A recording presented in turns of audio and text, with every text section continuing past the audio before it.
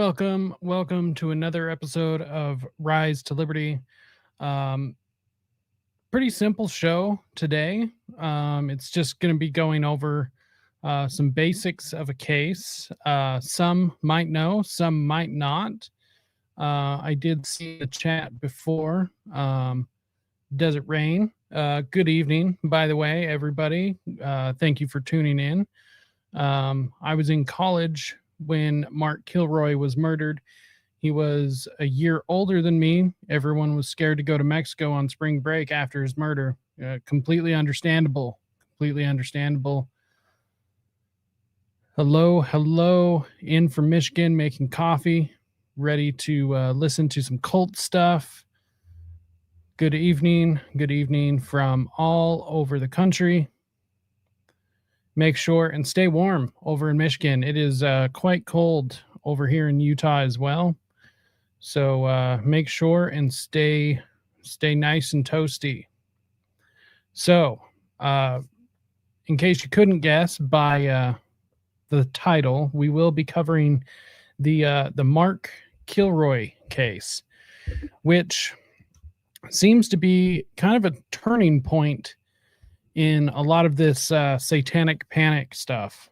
So it was kind of interesting. It was all sort of theoretical before this stuff happened. But all of a sudden, oh, yeah, Jose's in the chat. Make sure and hit the like, share, subscribe, follow, all of those things. So when Mark Kilroy happened, it turned from theoretical into actual. So it was really hard for people to turn around and say, oh, satanic cults don't exist. These sorts of killings don't happen.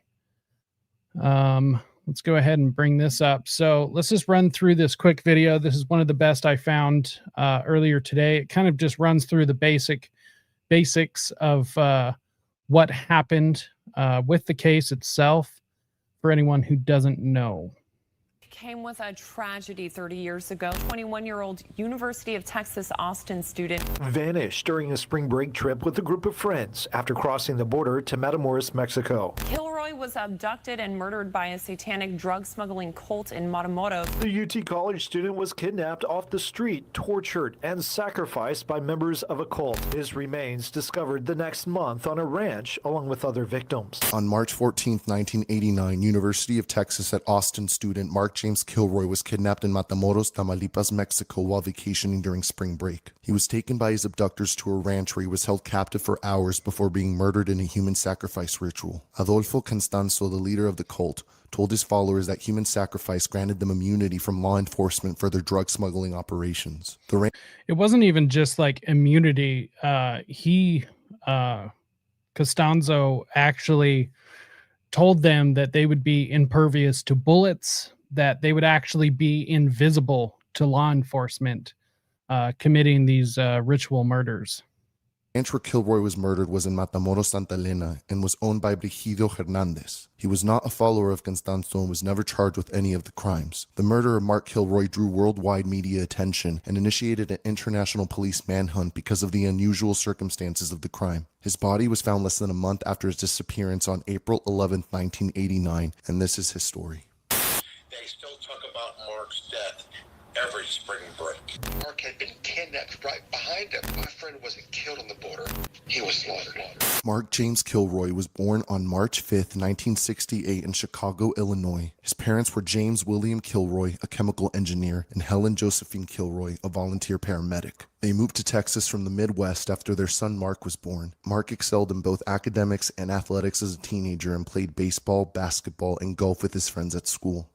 I mean, I kind of hate to speak ill of the dead, but kind of a goofy looking kid, right? Is it just me? And kind of a goofy looking kid. He was in Boy Scouts, an honor student at Santa Fe High School, a member of the student council, and was ranked 14th in a class of 210 students. In 1986, he transferred to the University of Texas at Austin to become a pre-med student and prepare for his medical college admission test. I bet he was nice. I guarantee he was nice, but just a bit of a weird looking kid. Mark Kilroy and his friends would go to Brownsville and walk across the border Looks like to Matt Damon. Matamoros. They went bar hopping. This is where Mark would last be seen alive. On March 10th, 1989, Kilroy's childhood friend Bradley Moore finished exams early and headed to Austin to pick Mark up for spring break. Both of them then headed to Santa Fe to pick up two other friends, Bill Huddleston and Brent Martin, before heading to South Padre Island, Texas. After a foggy 9-hour drive to South Texas, they arrived at South Padre Island, 20 miles from the Texas-Mexico border, shortly before midnight. They checked in at the Sheraton Hotel the next morning before heading into the beach town to explore. When they first arrived at South Padre Island, there weren't many tourists yet because it was still very early on in the 5-week spring break season. But thousands of students from the entire 5 weeks. I don't know if it's still like that. I assume that spring break is about that long still, but 5 weeks. So a month and a week is how long spring break goes on. You know, I never went to college, so I never partook in any of that spring break ritual, I guess. But it seems like a long time. 5 weeks. U.S. would begin to arrive as the weekend progressed. On March 13th, 1989, one day before his abduction, Kilroy and his friends attended a bikini contest behind the Sheraton Hotel. At around 10:30 p.m., Kilroy and his friends headed to Matamoros, Mexico. They parked on the border and crossed by foot to Mexico from Texas. That night, the city of Matamoros was flooded with 15,000 spring break tourists from the U.S. on the city's main tourist street called Álvaro Obregón. The sidewalks, streets, and nightclubs were packed with foreign tourists looking to enjoy cheap alcohol and enjoy Mexico's lax drinking laws. Around 2 a.m., Bill Huddleston suggested the group head back to South Padre Island. As his friends stepped out of the Hard Rock Cafe, they saw Mark Kilroy leaning against a car and talking to... So one thing I have been doing is reading a copy of Painted Black for anyone who's interested in this sort of stuff. I cannot recommend this book enough. So far, from what I've read, it is an amazing book. One thing that was kind of pointed out in this regarding because they said it was the Hard Rock Cafe. The bar itself was actually not the Hard Rock Cafe. It was just something that was done to this bar. It actually has a different name, but down there they were kind of just stealing the name from the reports, at least in this book, and they kind of just put up the Hard Rock Cafe as a way to entice people to come in. So just wanted to give that bit of information kind of to tell you like what the town is like. I mean, this is just directly across the border from San Antonio. So, I mean, it's just right there. Literally, I mean, they walked across the international bridge to get into town.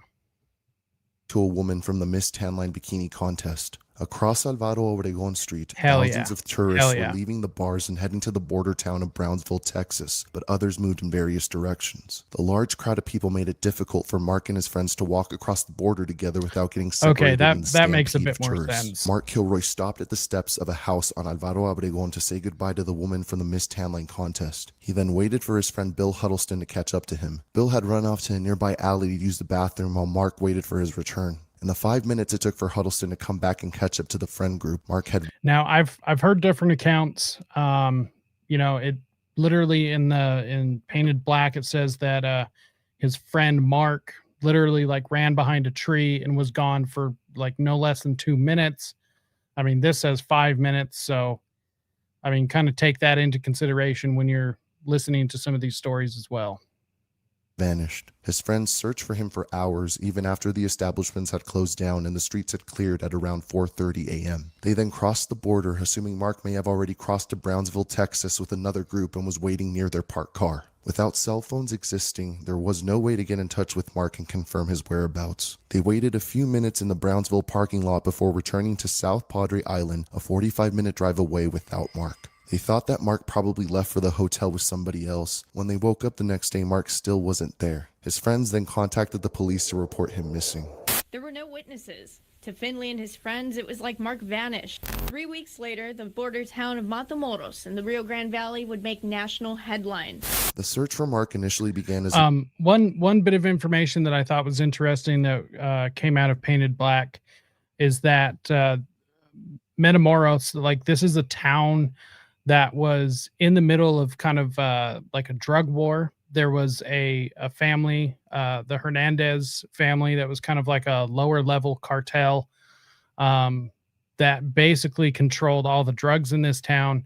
There were some pretty gruesome murders that took place in this town about, I think it was like 9 to 12 months before Mark Kilroy's disappearance. And so this was a rough and rumble town. It wasn't quite as friendly to tourists as, maybe the spring breakers would have liked. Not quite sure if anyone would have went there if they would have known quite exactly what was happening in the town. But yeah, it was quite the rough and tumble town.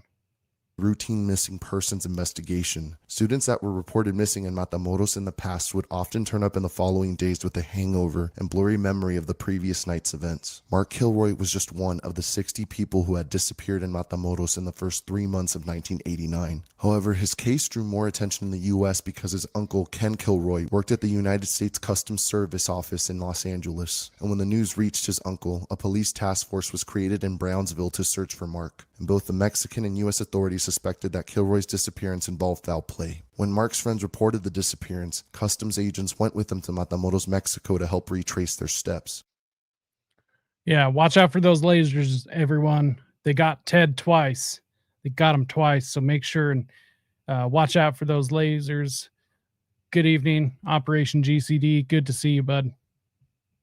However, none of the friends were able to precisely recall the exact moment or place where Mark disappeared. During the investigation, Mark's parents headed to Rio Grande Valley and circulated more than 20,000 handouts throughout the region and offered a $15,000 reward to anyone who could help locate their son. They suspected that because state and local authorities were acting so slowly on the matter and not sharing enough information, Mark's murderers probably had insiders working within the police department. But then the key break in the case came on April 1st, 1989, when Mexican authorities manning a drug checkpoint saw a vehicle run past the roadblock without stopping. The vehicle had crossed the international border from Texas and sped through a Mexican federal highway, and instead of turning on their police sirens and stopping the truck, the police decided to follow it using an unmarked vehicle. The checkpoint runner then traveled out to the Santa Elena ranch outside Matamoros. The police pulled off at a So the person in this vehicle was actually a member of the cult, and he partook in some of the rituals. And so when he blew through the checkpoint, he actually thought, oh shit, I actually am impervious to law enforcement. They legitimately believed that they were invisible to law enforcement because of having done these rituals. So, I don't know, some pretty crazy beliefs in my opinion. Distance to observe, and after about 30 minutes, the driver of the truck took off from the ranch and headed back into the city. The officers decided to make their move on the ranch. Police determined that the driver of the truck was Serafin Hernandez Garcia, the nephew of a local drug lord whose operations were based around the ranch area. But instead of arresting Hernandez Garcia, the police decided to continue gathering more evidence on the suspected criminal activities at the ranch. They used the informants in Matamoros to inquire on family activities at Santa Elena in order to make a series of crucial arrests. The detainees were sent to a jail center while the police interrogated another caretaker at the ranch. This individual identified Mark Kilroy through a photograph and then pointed to a shack located on the property. When the police interrogated Hernandez Garcia separately, he confessed that several people, including Mark Kilroy, had been killed over the course of several months at Santa Elena Ranch. Hernandez Garcia said that the slayings had been ordered by Adolfo Constanzo, a cult leader who practiced a ritual form of human sacrifice in the belief that it provided supernatural protection for his drug gang. Constanzo believed that by sacrificing his victims, those doing the sacrifice were... Okay, so this is one thing I do want to correct. The way that this gang is categorized is that it was a drug gang. This started out as a cult long before they got involved with drugs. They got involved with drugs much later. But they started out as a cult first, practicing all like a kind of a mixture of like Mexican Santeria almost. It was Satanism, for the sake of just moving the conversation along. It was just blatant Satanism. Lots of animal sacrifice, obviously human sacrifice. But yeah, they started as a cult. They became a drug gang later. ensured strength, abundance, and immunity from law enforcement and injury. Hernandez Garcia said that Constanzo had ordered his men to specifically find a white American male to sacrifice the night of Mark Kilroy's abduction. According to him, he and other members of the gang had mingled with the spring break students in Matamoros on the night of March 14th. As Mark stood on the street near his friends, one of the men lured him close to his truck. As Kilroy approached the vehicle, Hernandez Garcia and another cult member grabbed Kilroy and wrestled him inside the vehicle. When one of the perpetrators stopped for a few moments to catch his breath 2 blocks along the road, Mark broke loose and ran away, but was intercepted by another vehicle driven by other gang members. He was taken as prisoner at gunpoint and was handcuffed in the back of the second car. That's when the gang members drove Kilroy through the back streets of the city and to Santa Elena Ranch. The men left Kilroy inside the car overnight. About 12 hours after Mark was kidnapped, Constanzo and his men came to see him. They wrapped his face and mouth with duct tape and walked him through a field to a storage cabin with his hands still tied around his back. Throughout the entire night of the 15th, Constanzo tortured and sexually assaulted Kilroy. He was then led out to the field where Constanzo killed him with a machete, and after killing their victims, a common practice by this cult was to take the human brain and boil it in a designated metal pot used in ritualistic practice. Not just their brain, but also their heart and liver, basically any of their key organs. The rest of Kilroy's body was dismembered, with a wire placed in a spinal column to make the retrieval of his bones from the soil an easy process. Hernandez Garcia agreed to take the police to the spot where Kilroy was buried, which was marked by the ends of the wire coming out of the dirt. And eventually he led them. He says, you know, I know where the guy you're looking for, the spring breaker, Mark Kilroy, I know where he is. Hernandez Garcia agreed to take the police to the spot where Kilroy was buried, which was marked by the ends of the wire coming out of the dirt. Hernandez Garcia explained the function of the wire, saying that once they retrieved the bones, cult members would wear the fragments as necklaces to ward off danger and injury. On April 11th, Kilroy's body was discovered on the Santa Elena Ranch. The professor of anthropology studied cults before, but wasn't prepared for what he was about to see.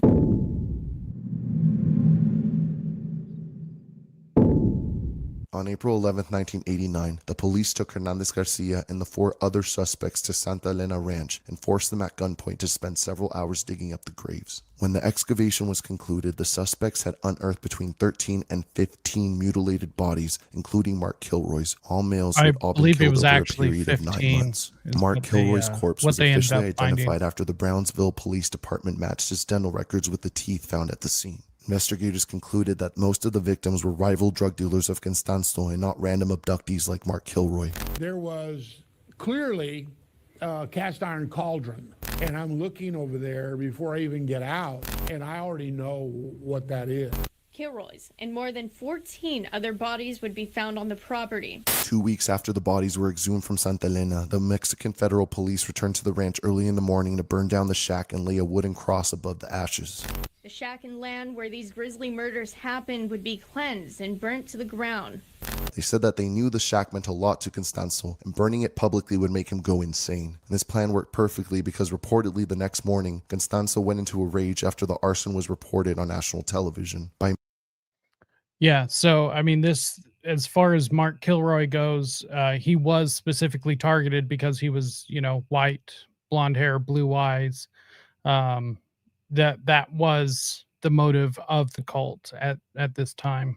Murdering Mark Kilroy, Constanzo attracted international media attention to himself and forced the Mexican government to focus their efforts on bringing him and everyone involved to justice. After the bodies were discovered on April 11, 1989, Constanzo fled to Mexico City, where he was eventually tracked down. The Mexico City Police Department sent 16 officers to search the area. That's where they spotted a man at the supermarket who was suspiciously attempting to buy a large amount of groceries with US dollars. Police followed the man and concluded that he was an accomplice buying groceries for Constanzo. On May 6, 1989, the police surrounded the apartment building Constanzo resided in and waited for traffic to die down before raiding the premises. While waiting, a black vehicle pulled up in front of the apartment complex and the police walked over to investigate. That's when Constanzo noticed the police from the window of his apartment and opened fire at the officers who were at ground level. Constanzo eventually ran out of ammunition and began to lose his patience. After about 45 minutes, Constanzo ordered one of his accomplices to kill him, along with another cult member. When the police climbed up the stairs and made it to Constanzo's smoke-filled apartment, his accomplice ran from the door screaming that Constanzo was dead. The accomplice also stated that although he participated in Mark Kilroy's murder, he agreed that Constanzo ordered most of the killings himself. And in an interview with the press, Kilroy's parents stated that they were relieved to hear that their son's murderer was finally brought to justice after the nightmare ordeal. So there's the basics of the case. A couple of corrections that I made throughout. We are going to switch over. This is probably the best coverage I've been able to find regarding this case, outside of, typical YouTube videos. This is actually from the early 90s. This is actually an Oprah program regarding satanic ritual abuse and just Satanism in general. But this is kind of like the focal point of what I wanted to focus on tonight. A special report tonight at 10.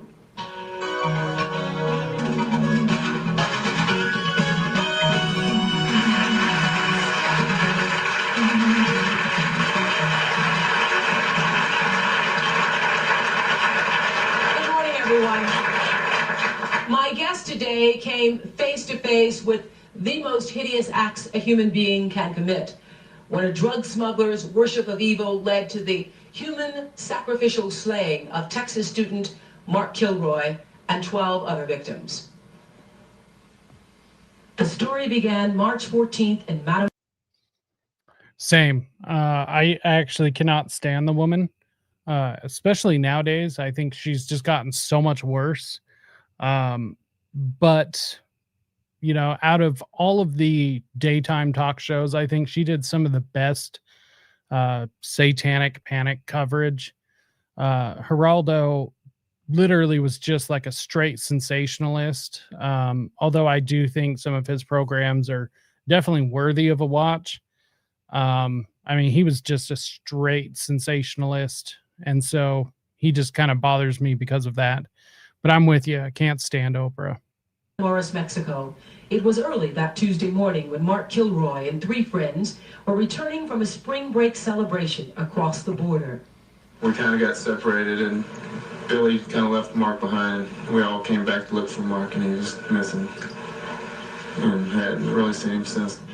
Authorities from both the United States and Mexico searched for Mark Kilroy, the 21-year-old pre-med student, checking Mexican barrios, creek beds, and jails. His parents, James and Helen Kilroy, would not let the search for their son end. They traveled to Mexico, passing out thousands of posters, asking for help. But there were no leads or breaks. Yes, Maury was great. I enjoyed Maury all the way through the 90s and into the early 2000s. Got a little boring there towards the end, but I was always a Maury fan.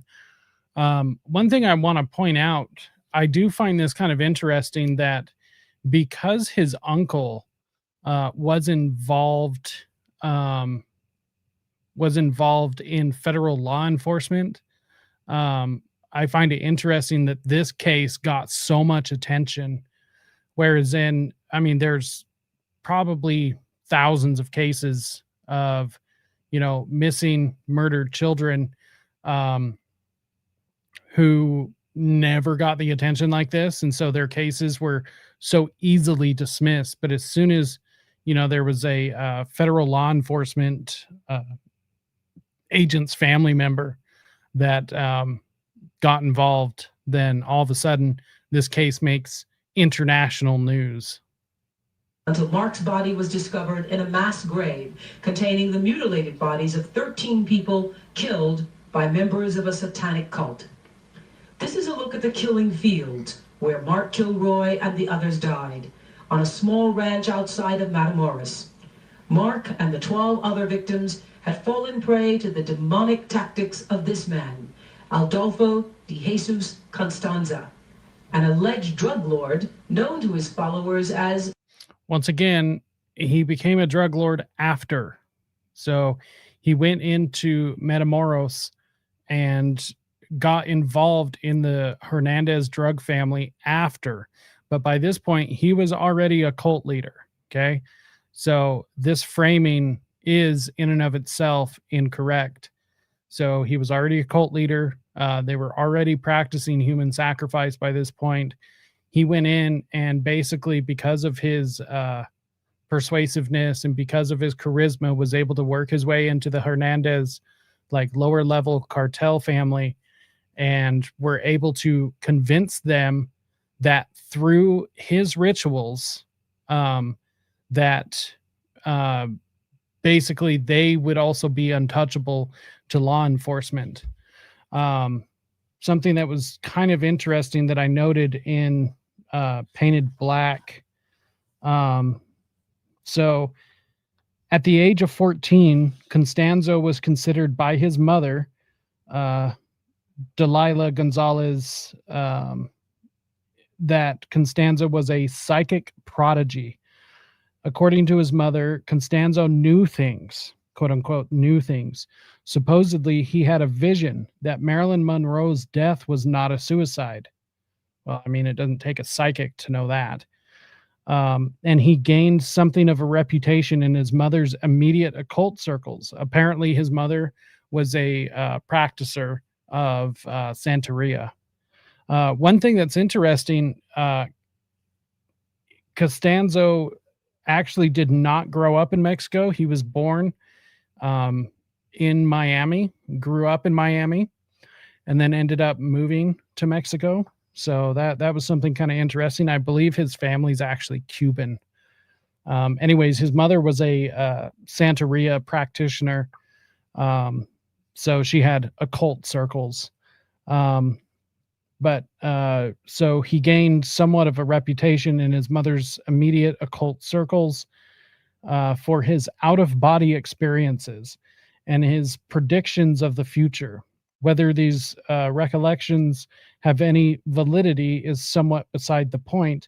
It is clear from Constanzo's sketchy biography that he was not simply a drug dealer, and that the Matamoros incident was, as even Kilroy's father began to reiterate within weeks after finding Mark's body, more than drug violence.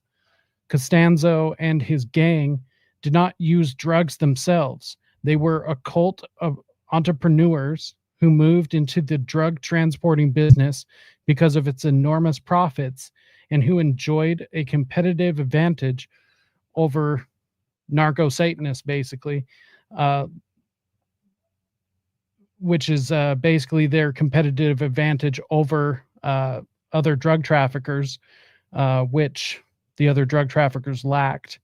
They were invisible to police, which is a constant belief that gets pushed through their belief system. So that's something I wanted to point out. The Godfather. Constanzo used the ranch as a clearinghouse for smuggled marijuana and convinced his... And another thing, the owner of the ranch, he was basically just an old timer. He was just an old guy. I believe he was like in his 70s. And he basically, you know, like this cult basically ran roughshod over him and basically took it over and said, like, this is our farm now. We're going to use it. You can keep working the land, but we're going to use it for what we need it for. Cult that voodoo-like ritual sacrifices of animals and human beings would protect them. Yes, everything was being conducted inside the house. How were they killing them? You know, from what he was saying with the machete. 5 men who've been arrested in connection with the murders were paraded in front of the media by Mexican police. So that's one thing that gets kind of pointed out, is that they would murder all of their victims or their sacrifices with machetes. And that's also how Mark Kilroy went. They confessed their roles in kidnapping Mark and the others. He got in the truck and then he went to his restroom, and when we got up, he started running. Then the other guys got up. Why did he do it? Why did he do that? What was that? Why did he do that? And then took him to the ranch. And what? What happened at the ranch? They got back to ranch? Yeah. What did they do to him? Well, I ended up, but the other one, they killed him. People from across Texas came together in prayer to pay their last respects to Mark. Mark's fraternity brothers, classmates, and childhood friends remembered him. He was a really just all-around type guy. He just was really friendly to everybody. He always went out of his way to talk to people. I want to remember Mark, the good times we had. The good person he was. The kind of brother that would give you the shirt off his back.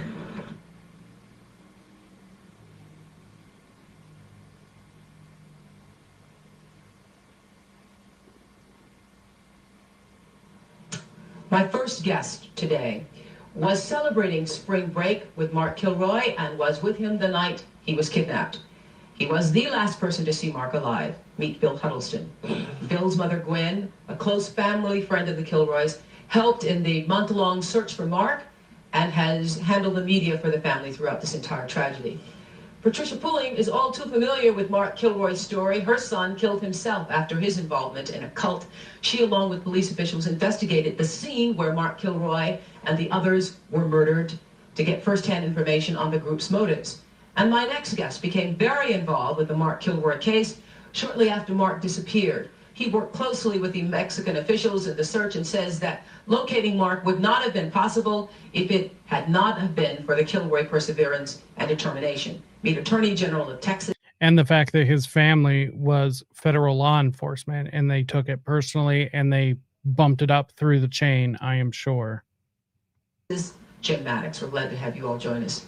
Later in the show, we'll meet the women who have survived satanic rituals and witnessed also other human sacrifices. One of them was forced to give up her own child to sacrifice. But no, this is entirely accurate. So because of the Mark Kilroy case, this is exactly kind of what I guess what's the word I'm looking for? Basically, the word's escaping me at the moment, but basically solidified that what Hand of Death cult Henry Lee Lucas was saying in prison, that they would be kidnapping people and that they would take them down to Mexico. Although Otis Toole did say that this particular cult was not the cult that they worked with, but Henry Lee Lucas did say several times that there was more than one cult that they did business with. I thank you, Bill, for coming on the show. I realize it's still very emotional for you and your family, and also for the Kilroys, who were going to be with us here today, but decided that the emotional strain was too much, and we, of course, understand that. What was happening that night that Mark was kidnapped? Well, we just went down to South Padre Island for spring break just to have a good time, and we went to a fraternity party that night on the island, and we went into Matamoros and got there about 11 o'clock. We went to this small bar where the line was short and just stayed there for a little bit drinking, and we just went in. They went to a fraternity party. I find that strange. They went to a fraternity party and then one of them ends up missing. I don't know. That seems weird. I actually didn't catch that the first time I watched this through. Matamoros just to drink and meet people and just have a good time. How far is this from like your school or where you regularly live? How far away is this place? Well, we went to school in Santa Fe, and this was down in Brownsville. So it was around the Galveston area. That's where we went to school. And we just went. That's about, well, no, it was about 8 hours, 7 or 8 hours, and we just went down to have a good time. And we didn't expect this to happen. And after we left the last bar that we were dancing and drinking at, as we were walking back, we just, I had to use the restroom, and I went and got in front of the other guys, and when I met up with the other two, they hadn't seen Mark. Why is he stumbling across his story as much? That's also something I didn't quite catch the first time I watched this through, because it just seems like he's now stumbling across his story, but yet at the very beginning he was telling it so fluidly, and now it's just like he's struggling to get it out. And maybe it was just he's struggling because it's his friend and stuff. Maybe, I don't know. Seems weird. Seems weird. That he'd already gone over across the border. According to Alan Richmond's story, which I read in, right. in People, among other stories, you had stepped into the alley, and Mark was with you, right?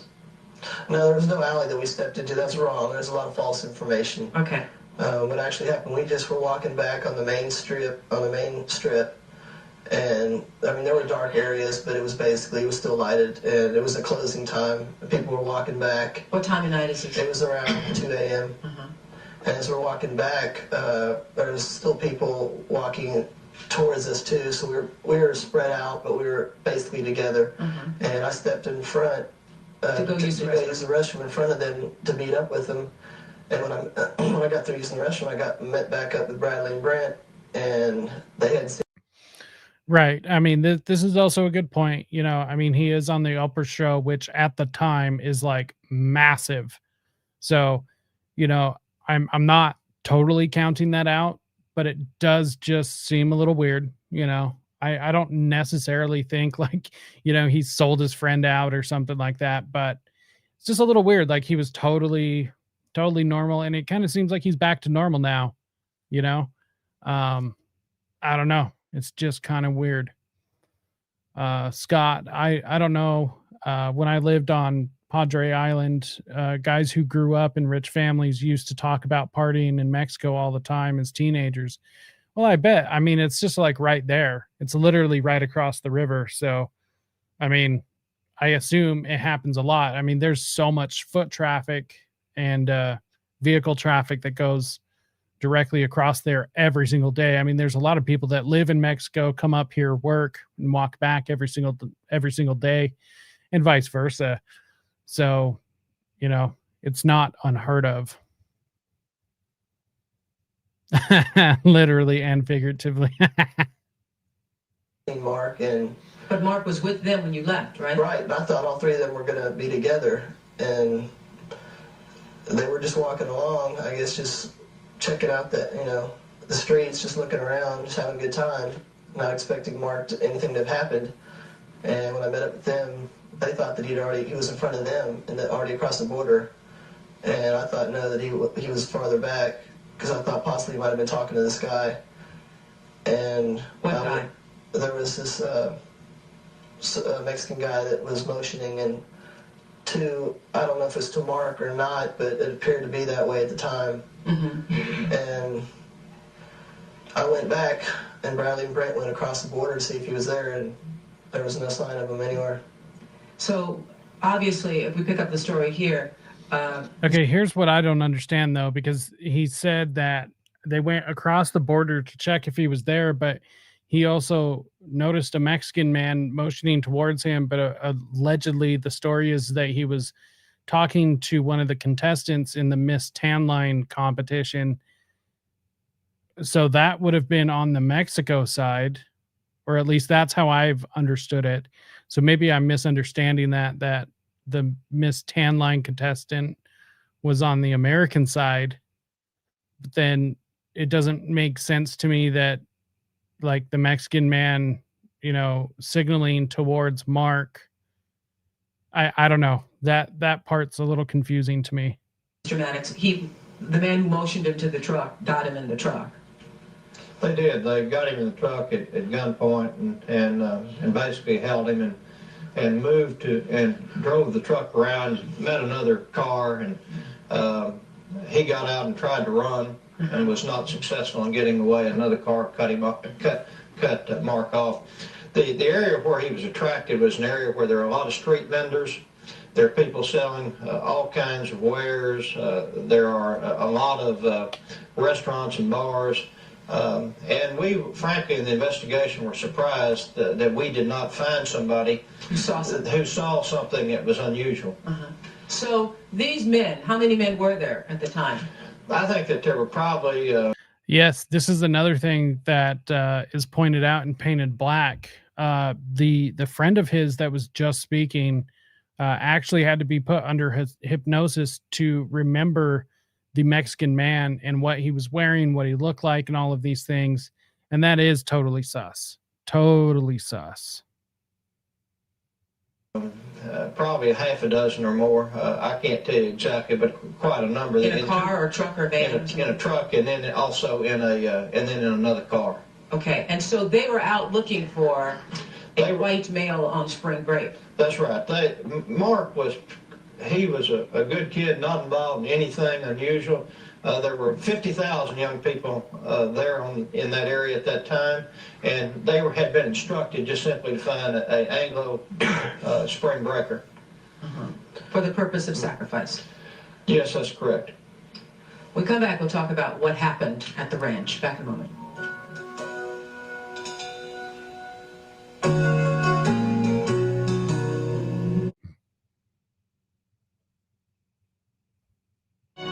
Mark Kilroy's parents, Jim and Helen Kilroy, were, as I mentioned earlier in the show, scheduled to appear here today. Understandably, due to extreme emotional strain, they canceled their appearance here at the last minute.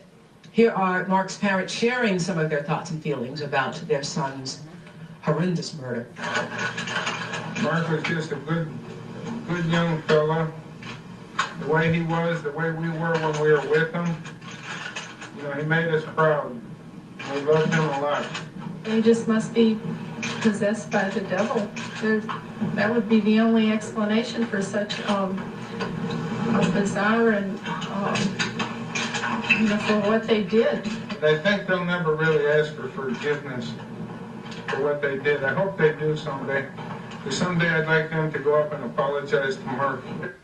Really, we're at peace knowing that Mark is safe and are with our Lord. And now it's just a matter of all of us. We're going to miss him a lot. I don't know of any other way to explain what happened on that ranch other than these were people possessed by the devil. Do you, Mr. Maddox? I don't really think there is an adequate way. I mean, I think that's kind of a weird way to frame that, is possessed by the devil. I mean, I do believe in possession. I do believe that it can happen. But I do just think that that's such a weird way to frame it. And that also kind of allows for this satanic panic narrative to also be pushed, because then people can point to that and point to the possession comment, and why people are, so easily dismissive of that. I'm not 100% sure, but it just seems weird. Just kind of seems weird that she would use that specific phrasing. I think the tragic part of it is that it could happen to nearly any of us at any time. It could have been you, Bill. Do you think about that a lot?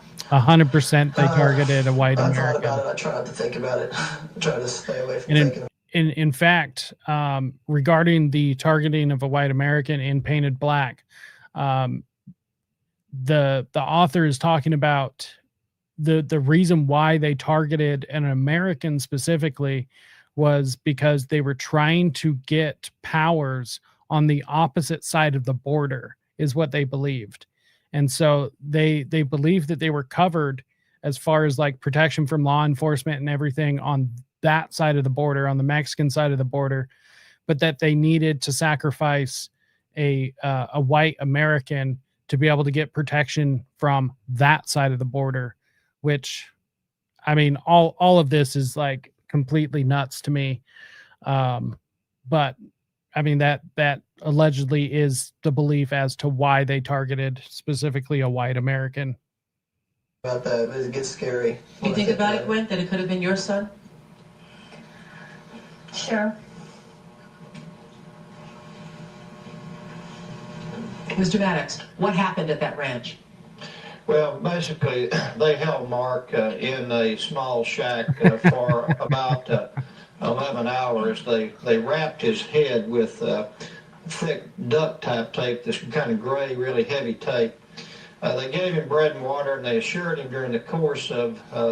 Yeah, so, I mean, like, yeah, totally. So with that lens, it was a dumb move and led to their undoing. Basically, I mean, out of... like this guy said, there was 50,000 spring breakers down there. They could have chosen anybody. And I guarantee they could have, chosen somebody whose family member was not involved in federal law enforcement, probably gotten away with it. I mean, even even to this day, Americans go missing all the time along the border, from Texas, New Mexico, Arizona, California, all along the border. So they could have definitely gotten away with it, but the fact that they picked the specific one they did, and of course they had no way of knowing that, but that is allegedly why they targeted a white American to be able to do or get protection from law enforcement, through their belief. But remember, they do not use drugs, is not a part of their not a part of their belief system to do the drugs. So I mean, this, you got to keep that in mind, because they keep trying to frame this as like a drug thing, and it most definitely was not. His captivity there, that he would not be hurt. And then during the last period of time, the 12th hour, he was... Well, American, and also because he was white. They specifically mentioned, like, when the cult members were captured, they were looking for a white American. So American and white both being keywords. He was killed. He was struck from behind with a machete that, in all probability, severed his spinal cord at the back of the head, and then they then engaged in some ritualistic. Yes, sir. Adolfo Constanzo and Mark Kilroy, specifically the Mark Kilroy case. We're going to get into all Adolfo into a much deeper extent later on. But yeah, that's the case we are covering. Dismembering of the body, and there was a number of explanations. For instance, the reason he was killed prior to the 13th hour, we've been told, was because of the belief that you could not hold him in the 13th hour, because it would be bad luck for them. And he was dismembered. His legs were cut off just above the kneecaps. After he was killed, they took out his brain and drained his body of blood, and then those were placed in a cauldron that I think you will probably show the cauldron at some time later in the program. And see, this makes absolute and total sense, because I mean, he was able to move throughout cartel land with like almost immunity. Like, he wasn't screwed with or fucked with at all from any of these cartels at the time. So the fact that he would have that sort of immunity is not surprising at all. And then they... Stop and say here that during Pat's trip, we haven't talked to Pat yet, but during her trip to the scene of the murders, she took photos of the site, and we just want to take a look at what you saw there. Pat, can you tell us what we're looking at here? Okay, what you're looking at here is a ritual cauldron, but they call it, in this particular form of belief system or religion, a naganga. And in that cauldron, of course, there are various things placed by the people or the participants of this, such as blood, animals. There was a turtle placed in there, the brain, hearts, things like that, because this ritual cauldron is basically the life system of the naganga, or of their ritual and belief system. And they believe that certain gods have to be propitiated or served or satisfied with certain elements, and this goes into this ritual cauldron. Next photo. And that's actually what they would drink out of. So they would basically make like a human ritual stew, and then they would drink the remnants of what was inside of the cauldron. That is the duct tape that was wrapped around Mark Kilroy's eyes. That is the grave where he was buried. And that is just the hut. Inside the hut, of course, is where they held their rituals.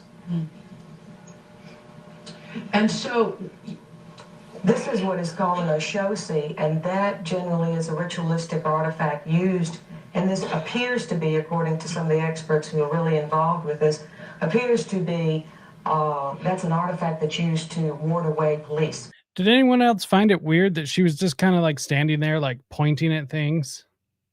Like she was just there, like, yep, that's what it is. Like, obviously, I don't think it's like, I mean, this whole thing is weird, right? But I mean, that's, I don't know, just kind of a weird thing to do, to kind of be there in the photos, like pointing to things. I don't know. It seems weird to me.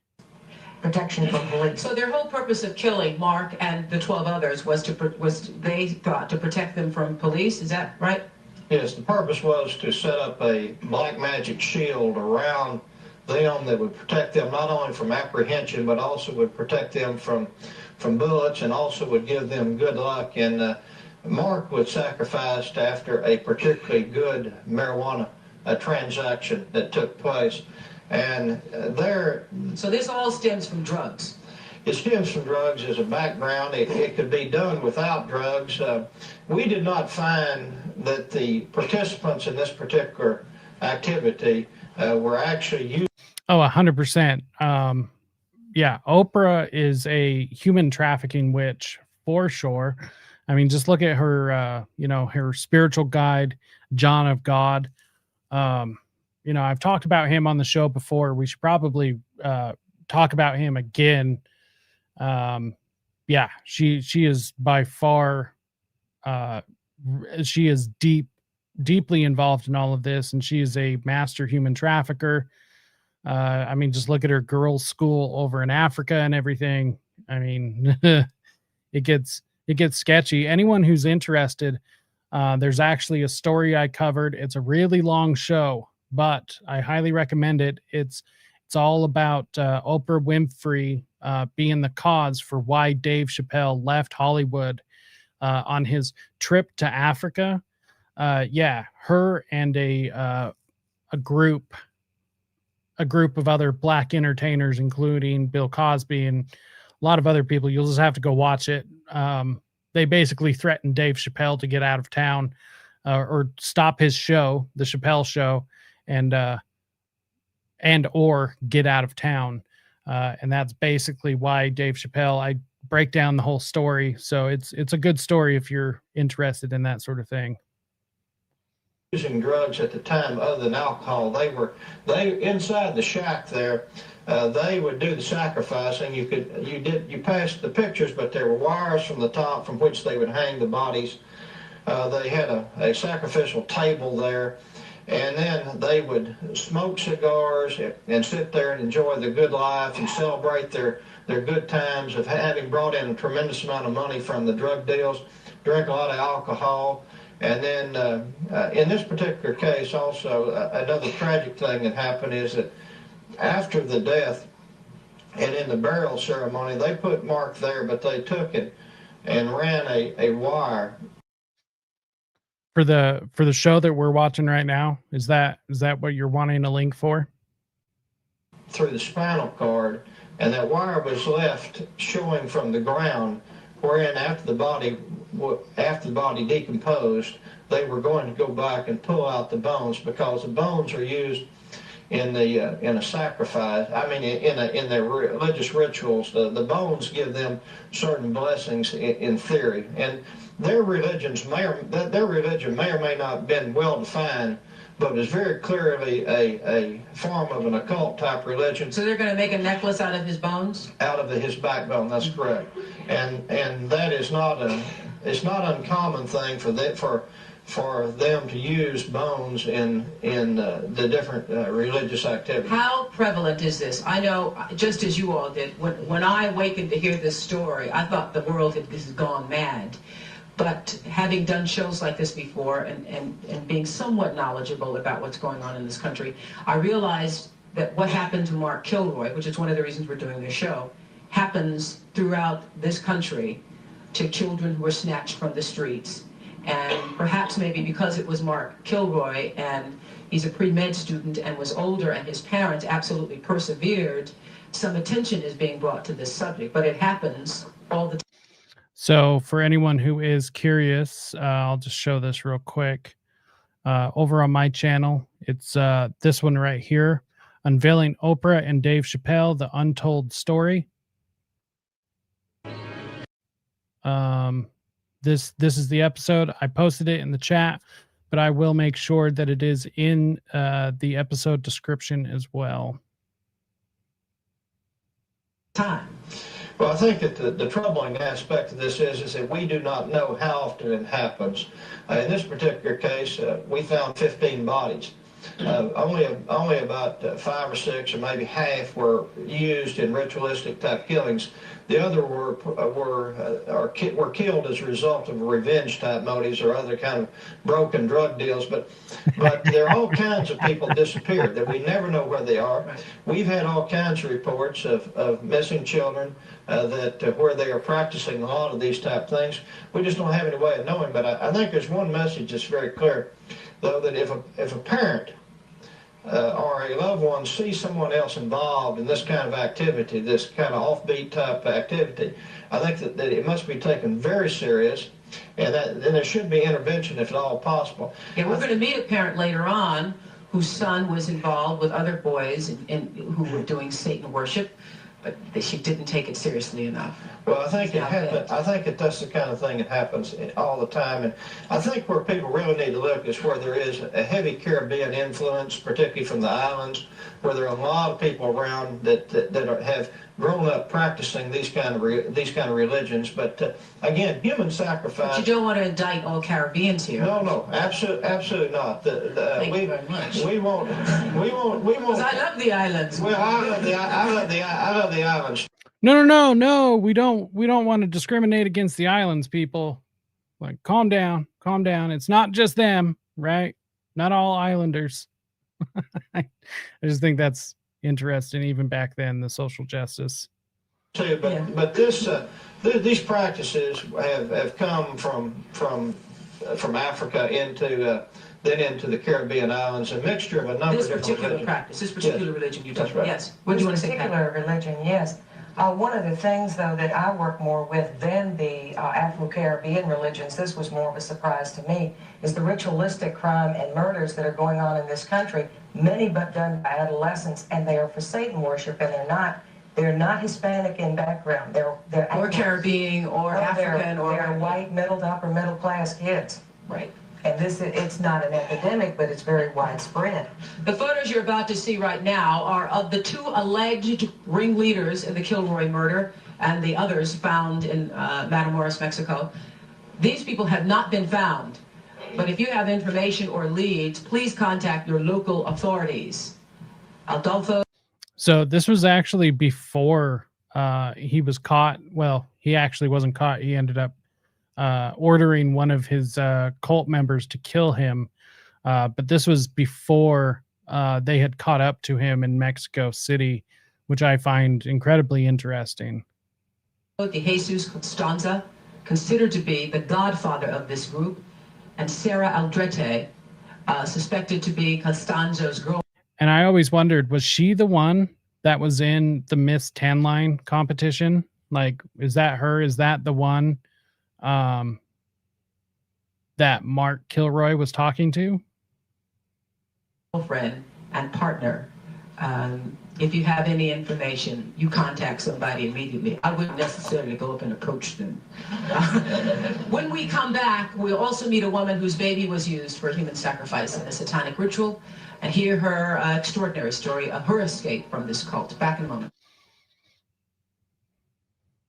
My next guest found herself part of a group of young women and children forced to surrender their bodies in some of the most evil rituals imaginable. Her own child was used in a human sacrifice ritual. It was only 3 years ago that Lauren Stratford gained the courage to talk about her horrifying experiences publicly. She still receives harassing phone calls and threats from members of the cult. She's the author of this book called Satan's Underground. As a child, my next guest was used also in worshiping the devil, participated in human sacrifice rituals and cannibalism. She says her family has been involved in rituals for generations. She is currently in extensive therapy, suffers from multiple personality disorder, meaning she's blocked out many of the terrifying and painful memories of her childhood. I'm sure a lot of people have probably seen this clip, so now you know exactly what Oprah episode it comes from. But this is a pretty famous clip for people that do this type of research. This has circulated around many circles, and this is usually the segment from this episode that gets passed around quite a bit. Rachel, who is also in disguise to protect her identity. My next guest treats ritually abused children in her therapist practice. She feels that the problem is much more widespread than any of us can imagine. Says there's no doubt in her mind that children and adults that she treats are telling the truth. Tina Grossman, we're glad to have all of you join us here on the show. You come from generations of ritualistic abuse? Yes, my family has an extensive family tree, and they keep track of who's been involved and who hasn't been involved. And it's gone back to like 1700. And so you were right. abused. I was born into a family that believes in this. And this is, does everyone else think it's a nice Jewish family? From the outside, you appear to be a nice Jewish girl. Not trying to say anything, or maybe I am, but it's a Jewish family. Just going to throw that out there. Definitely. And you all are worshiping the devil inside the home? Right. Not like they're the only ones that are guilty of this. Not trying to say that, but I just find it weird, especially back at this time in the 90s. It just so happens to be a Jewish family. I just find that kind of strange. There's families of all sorts of backgrounds involved in this sort of in satanic ritual abuse, but back then I just find this kind of interesting. There's other Jewish families across the country. It's not just my own family. Really? And so who knows about it? Lots of people now. I talked to a police detective in the Chicago area, and several of my friends know, and I've spoke publicly before. And so when you were brought up in this kind of evilness, did you just think it was normal?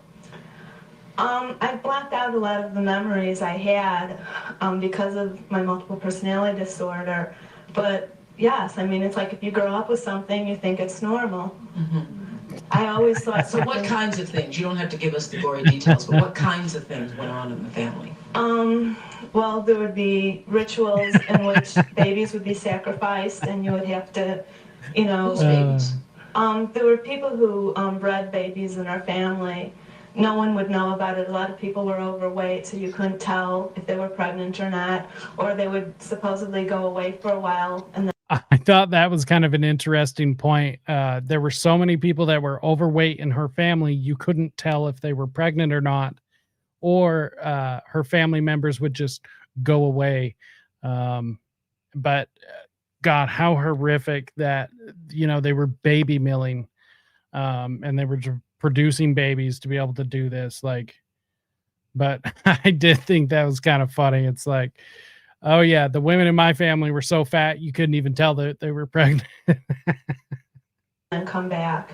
Now you were telling us earlier that this was that the practice with the Kilroy death was a religion called palo mayombe, That's what she said. which not all people who practice palo mayombe obviously sacrifice. I think what we're looking at is a worship of evil here. Right. Taking normal or standard religions and perverting them to the worship of evil. Right. And I just want to emphasize that you don't have to be Caribbean to do it. No. Yes. The other thing I want to point out, not all Jewish people sacrifice babies. No. It's not a very typical thing. I just want to point that out. This is the first time I heard of any Jewish people sacrificing babies. But anyway, so you witnessed the sacrifice? Right. When I was very young, I was forced to participate. One thing I kind of want to bring up about this as well is, there's a lot of speculation towards exactly who controls some of this, who controls a lot of this Talmudic interest, and a lot of interest points towards the Jesuits, which is definitely something that we're going to have to break into at some point and look into a lot of this. Participate in that, in which I had to sacrifice an infant. And the purpose of sacrifice is to what? Is to bring you what? What are you sacrificing for? For power. Uh-huh. Oh, this is a massive thing. Undocumented kids, especially within the FLDS, the fundamentalists out here, like the Warren Jeff cults and stuff like that. It's a massive, massive issue. Power. And so, were you ever used? Were you ever used yourself? I was molested. I was raped several times. And what's your mother doing? She's in all of this. What's her role in all of this? I'm not exactly what her role is. I haven't, recovered all of my memories, but her family was extremely involved. She brought me to it. Both of my parents brought me to it. And where is she now? She's lives in the Chicago metropolitan area. She's on the Human Relations Commission of the town that she lives in, and she's an upstanding citizen. Oh, she's involved in government. Oh, her mother, who subjected her to all of this satanic ritual abuse, is also involved in government. Local government, but government nonetheless. Nobody would suspect her. Nobody would suspect anybody involved in it. There's police officers involved in it. There's, doctors, lawyers, Indian chiefs involved in it. Can I just say, this is insane that this amount of information was just so freely spread on television back then. You would be hard pressed to find anything like this on television. I mean, the fact that a show like what I'm doing now is pretty, I don't find it out there, right? I mean, and neither do I expect my audience necessarily to find it out there. I mean, we're all here, we're all aware of these things, but I mean, back then this was just primetime television. Well, actually it would have been during the daytime, but nonetheless, this is big time television, and this is all incredibly accurate. So I totally 100% believe this person. It's just mind-boggling to me. I mean, it's not the person, who looks scummy that's involved in it. It's someone who looks normal. That's right. Yeah, you wanted to say Over as difficult as this seems, and of course people maybe don't track these things as much as I do, but in Monrovia, Liberia, a couple of years ago, about 7 gentlemen, one of which was trying to become mayor. These were politicians, very political figures in Monrovia, Liberia. Sacrificed, they had an abduction of a 6- and 7-year-old boy, and the religion was juju. Certainly not all people do that in juju, but they believed by sacrificing these children that they would be able to gain political favor through this supernatural belief system. So while it's very difficult to understand that human beings can do this, I think what we should be concerned about are these motives and belief systems, and understand it's not rampant, but it's possible. One thing that I think is important to know too, in the Mark Kilroy case, several of the people that were involved in that killing were American citizens. Several of them were. I have to agree with that. I have to agree with that. Already, the he just looks the part too. Witch of the cult, who is still unapprehended, was a person who was an honors type student. She was well respected within the college. No one would have ever expected. Even her own family did not know that. I'd be surprised if that woman, the witch, if she is actually not tied to Scientology somehow. She just has a look, she just has a look. I bet, I'll go back and track her name down, but I would not be surprised. I would not be surprised. There in her somewhat kind of separate apartment that she had an altar set up for different kinds of sacrifices. They didn't know that. And one thing I want to make very clear too, that if somebody has information about any of these individuals, or they have information concerning any kind of ritualistic type killing of human beings, that information needs to be related to your local police department. They will know who to get in contact with, or directly into the Cameron County Sheriff's Department there in Brownsville, Texas. But let me just say this to you, Ms. Maddox. If, for instance, her neighbors suspected something was going on in her neighborhood.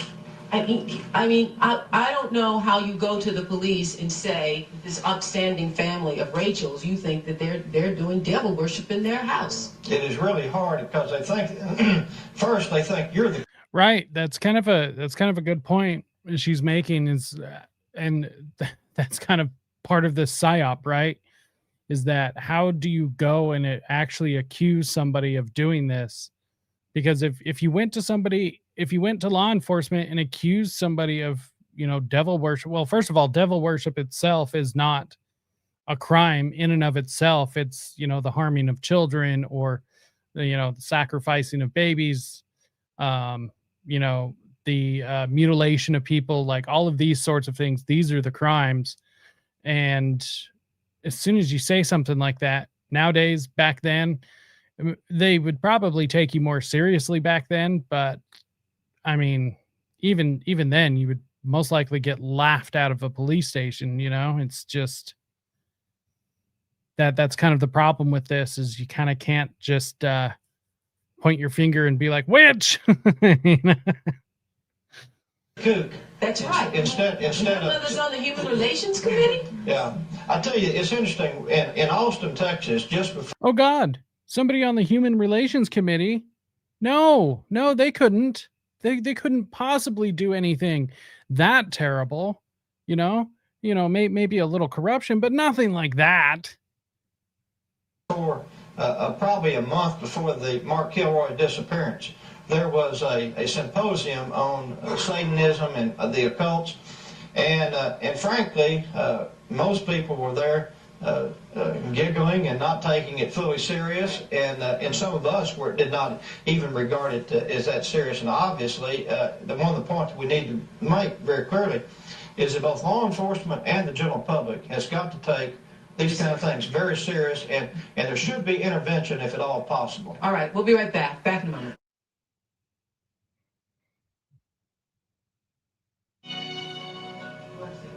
I just wanted to say that if you were raised in a household where you learned right from wrong, how could that ever be right? It's so wrong. I don't know how anybody could say that would be okay to do. Were you raised with a sense of right and wrong, Rachel? Yes.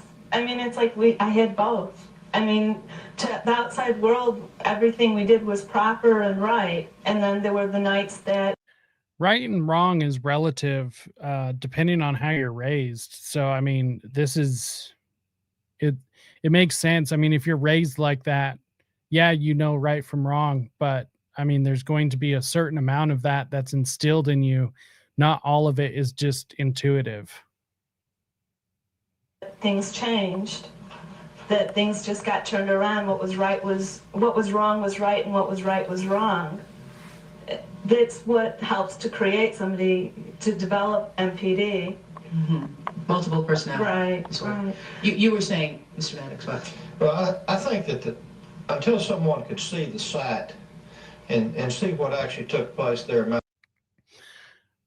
After we're done watching this, I'll go back to the very beginning and we'll go see how she gets introduced. Morris, it would be difficult for most human beings to understand that individuals could be as cruel as they were in this particular case. And right from wrong is something that is very difficult to understand in some religions also. There have probably been more killings in the name of God and however you describe God than any other thing in this world. Ever since from the Crusades on down, we've had all kinds of killings in a great number of different religions, including the Christian religion and others. And so sometimes... but this isn't done in the name of God, though, as I understand it. Yeah, this is really done in the name of the devil, right? Well, he's a God. He is a God to certain individuals. And he has, even in the Christian religion, he is an individual that fell from grace and from... I don't entirely agree. I think drugs are usually involved, but... it is a type of religion, Satanism in and of itself. I do think that they try to tie it into drug trafficking, just like they did with this. But this is a blatant case of just sacrifice for the sake of human sacrifice. So You know, I don't necessarily agree that these are always drug trafficking based murders. I just don't quite agree with that. But the thing is drugs, human trafficking, and gun trafficking are always related. That still has tremendous powers in this world, and that there's a continuing struggle between good and evil, and he directs evil. And so, Well, like I said at the beginning of this, and I guess I'll reiterate, this was a cult before they were involved with drugs. So they got involved in drugs because that's also part of the underworld. It's not like they got involved in drugs because of drugs. They got involved with drugs because they're already in the underworld. Like, for instance, there was a there was a cockfighting ring that was just busted in, like, it's in a town called Orem. It's south of Salt Lake. And which is crazy that it got busted down there, or that it even existed down there. Doesn't surprise me, a local, but down there it's like the ritzy rich neighborhoods and stuff. But they just had a cockfighting ring get busted down there, and the only reason that they got busted was because they were the undercover police officer was able to get invited to the cockfighting ring because he was an undercover narcotics agent. So it's not because of the drugs per se, it's the drugs in the underworld, but one isn't exclusive to the other, is basically what I'm trying to say. some of these individuals believe that he's winning out, and they practice that because they believe on earth that he has greater powers than other gods that they might believe exist. Is that what you were taught, Lauren? Yes, I think it's important to know that these people definitely believe that Satan is the most powerful person, more powerful than God. And they believe that in one time, I believe a lot of these preschool kids are being abused now, so that in future years they will be called to be our future generation. You mean in the nursery schools that we hear about? Yes, yes. And these people believe. I mean, it's as much as I believe in my God, in Jesus Christ, they believe in their God as being Satan, that he has more power and he's going to defeat everybody. And did you once believe that too? No, I was never a Satanist, but I certainly lived with people who did believe that. Did you ever participate in the killing of human sacrifice? I don't know. I would assume I probably did. I seldom say that. I'm very emotional today because of having to watch these pictures. I have never broken down on a show before, but today I'm on the verge of it because I was on a radio program the other day and I got so upset because I said, what's the magic number where do we have to uncover 500 bodies or 1,000 bodies before we believe it? Does it have to be in Arizona or does it have to be in New York? This is an interesting point that I wanted to highlight when I first watched this. Exactly how many of these crimes do we have to highlight for us to finally say, okay, this is an actual problem? Because it does seem as though no matter how many times Satanism comes up in a crime, it doesn't matter. There's always a scapegoat. It's never the Satanist. Satanists are the only religion in the world that doesn't harm children. You know, it's interesting to me that it works that way, but that is the psyop, right? That is exactly what they want to be able to do, and still operate openly. When will the country finally, it's in Mexico, so now it doesn't happen in the United States, but she saw it, people across the country. I get letters from parents who have seen it, from teenagers who have seen it. I say that it's something I live with every day. I say that about this subject, which is the reason why I'm attempting to enlighten more people about it, but I say it about drunk drivers every day. I mean, when the drunk driver hit the bus in Kentucky and 67 people are on that, I say, how many people have to be killed by a drunk driver? Here's the big difference, though, is that nobody denies that drunk drivers exist. That's the big difference here, Oprah, is nobody says, oh yeah, drunk drivers are a fantasy, they don't exist. Everyone not everyone, obviously, because there's people here and myself, but lots of people, most people, in fact, deny the existence of satanic cults, of Satanists causing harm, or ritualistic, human sacrifice. All of these things they deny exist or ever happen. And it's interesting because, I mean, all through history, you can find examples of it. But now, for some reason, because we're in modern times, it doesn't happen and it doesn't exist. Before people realize you shouldn't have to, we have to change our attitudes about drinking and driving in this country. I don't know. I don't know how many bodies will have to be uncovered. I don't know. I would like, I would like to bring, I don't know where my son is. I would like to bring his body and show him to you and say, now, will you believe? And I think most of the country would find a way still not to believe it, because then we have to do something about it. But it's just like this woman said, and it's just like Mr. Maddox said earlier, it's very hard for those of us who've been raised, and I've been raised in the Christian faith, and many people raised in the Jewish faith. It's very difficult for good, upstanding, decent people to even it's hard for this to even seep into our brains. And we have spared the tales of what. Yeah, it's hard to seep into your brains because of the psyop. That's why, because for many, many decades, years, hundreds of years, it was not hard to believe that, people would sacrifice other people for the explicit reason of an occult ritual like that.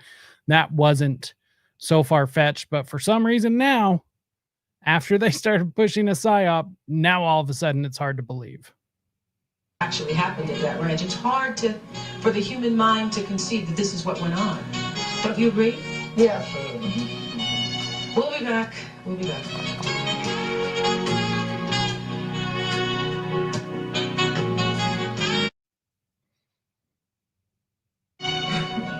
So, Tina, you counsel ritually abused kids like Rachel. Yes, and adult survivors of ritual abuse. So there's this part, and then there's one more. So this is the second to last.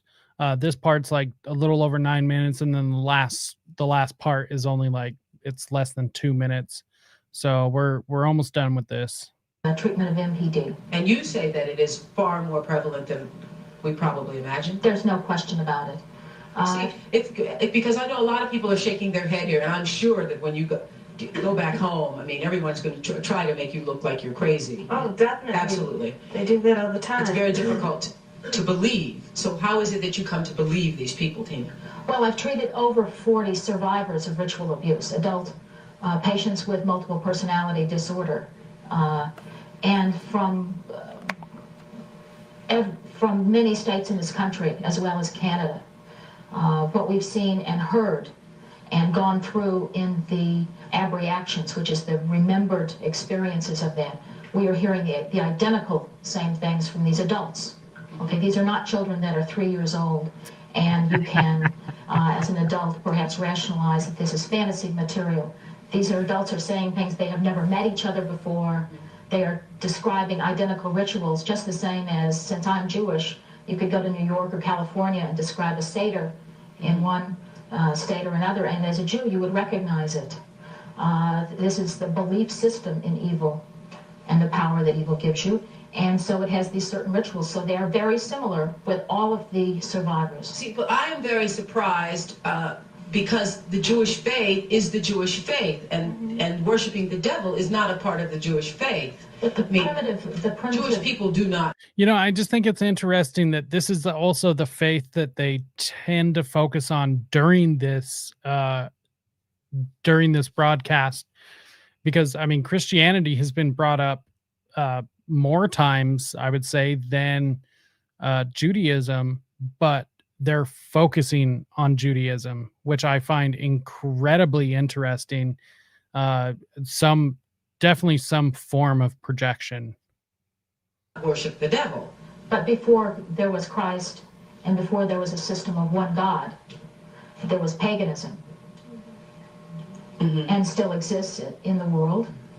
And in many cultures, you still find the belief that there is strength and power in the actual consumption of human flesh. Now, in your family, did you all call it worshiping the devil, No, Rachel? Or I don't know. It was just evil, these things you did. Right. Well, I said it was evil, and they said it was good. There was a book that I had just come across called Lilith's Cave, which is a book of Jewish mysticism and supernatural. And there's a lot in that book that relates to what I, endured when I was a child. I want to stop right here, though, because you know how people build prejudices, just like you said about... Oh, God, the social justice. Hold on, chill out. It's not all Jews. Yeah, no, I completely agree. I mean, they are naming the Jew. Try doing that nowadays. I mean, not going to fucking happen at all. No, don't even go there. I mean, even now, they're still trying to stop this. They're trying to put a kibosh to it. Pun intended. But I do find it interesting that, she brought up Jewish mysticism. And so I don't know, that's going to have to be a discussion for a different episode, but, I just find it very interesting that Jewish mysticism gets brought up, and then this is what they cut to after this. The Caribbeans, I want to make it very clear, this is one Jewish person. So don't go around just now one, saying to people, just one. Those Jewish people, not all Jewish people, right? Just one person. Most Jewish people do not do what my family did. I mean, I don't know very many other Jewish people who... Do you know how people hear one thing and then they go off and they say, I heard on Oprah Winfrey show today. When we come back, you'll meet a mother whose son was killed in a satanic sacrifice, right? 100%. 100%. Three young men are right now serving life sentences without parole for the murder of my next guest's son, Stephen Newberry. 19 years old. That's right. I wanted to make a note of that name because I want to look up this case later. Stephen Newberry. Let's see. Stephen Newberry. Wanted to look this case up. Thought it sounded kind of interesting. Another case to be able to cover on this series. Was found dead along with the beaten body of a cat in an abandoned well near the Kansas border in Missouri. Authorities said that he'd been struck repeatedly with baseball bats. Prosecutors said the three boys convicted of the murder were involved in Satanism, violent rock music, and drugs. Stephen was killed. Oh God, not heavy metal. Sacrifice, according to court testimony. And joining me is his mother, Marilis Newberry. We're glad to have you. Marilis, we're glad to have you join us. So there were signs for you that this was going on, was it not? Yes, I was concerned about Stephen's involvement with these boys, and I had expressed my concern to him. And there were other signs, the heavy rock music, heavy metal music, and things. Yes, I understand that there was some involvement with that, yes. Mm-hmm. And so did he not at one time come to you and tell you that they were involved in Satanism? Well, he had talked about it on different occasions. I don't know if he actually said Satanism, but I was concerned about the things that they were involved with, yes. These were his friends, these were his running buddies, right? More or less, yes. And he was the kind of kid who would do anything to please anybody, one of those kind of guys. Yes, that's true. And wanted to be liked very much. It's true. Mm-hmm. And so they just took him out didn't they attempt to kill him several times before? According to court testimony, yes, they had attempted at least. Oh God, looks like they got the stream on YouTube. Yeah. Well, this is exactly what happens, usually they do this when copyright material is found. But we were cooking with some steam there, so they might bring it back on. But this is what happens sometimes, people, especially covering these sort of topics. I definitely want to say thank you for letting me know. Yep. YouTube is definitely tampons. Yeah. I guess only Oprah can get away with it. Yep. This is what happens. Yeah, we talked about the Jays way too much. Unfortunately. So, unfortunately, I mean, we're still going to be cooking, whether this is going on YouTube or not. So, make sure and head on over to Rumble. Make sure and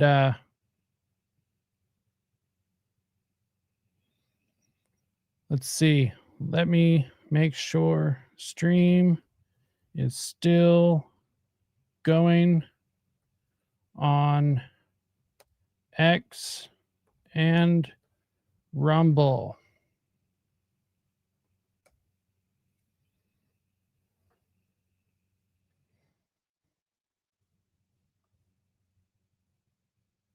So hold on, everybody. We'll get back to it. Let me pull up the Rumble real quick. Want to make sure and get. Yep, not there. Hold on. I want to make sure and get everyone. The link. Let's see. Damn. I mean, considering I've done so many of these shows and they have not taken me down. Although, we were cooking pretty long with this, but we start talking about the Jays and all of a sudden it comes down. So, no surprise there. It happens, honestly. So I'm honestly surprised it didn't happen before then. So, but let's see. There's also another one. Okay, so it is on X.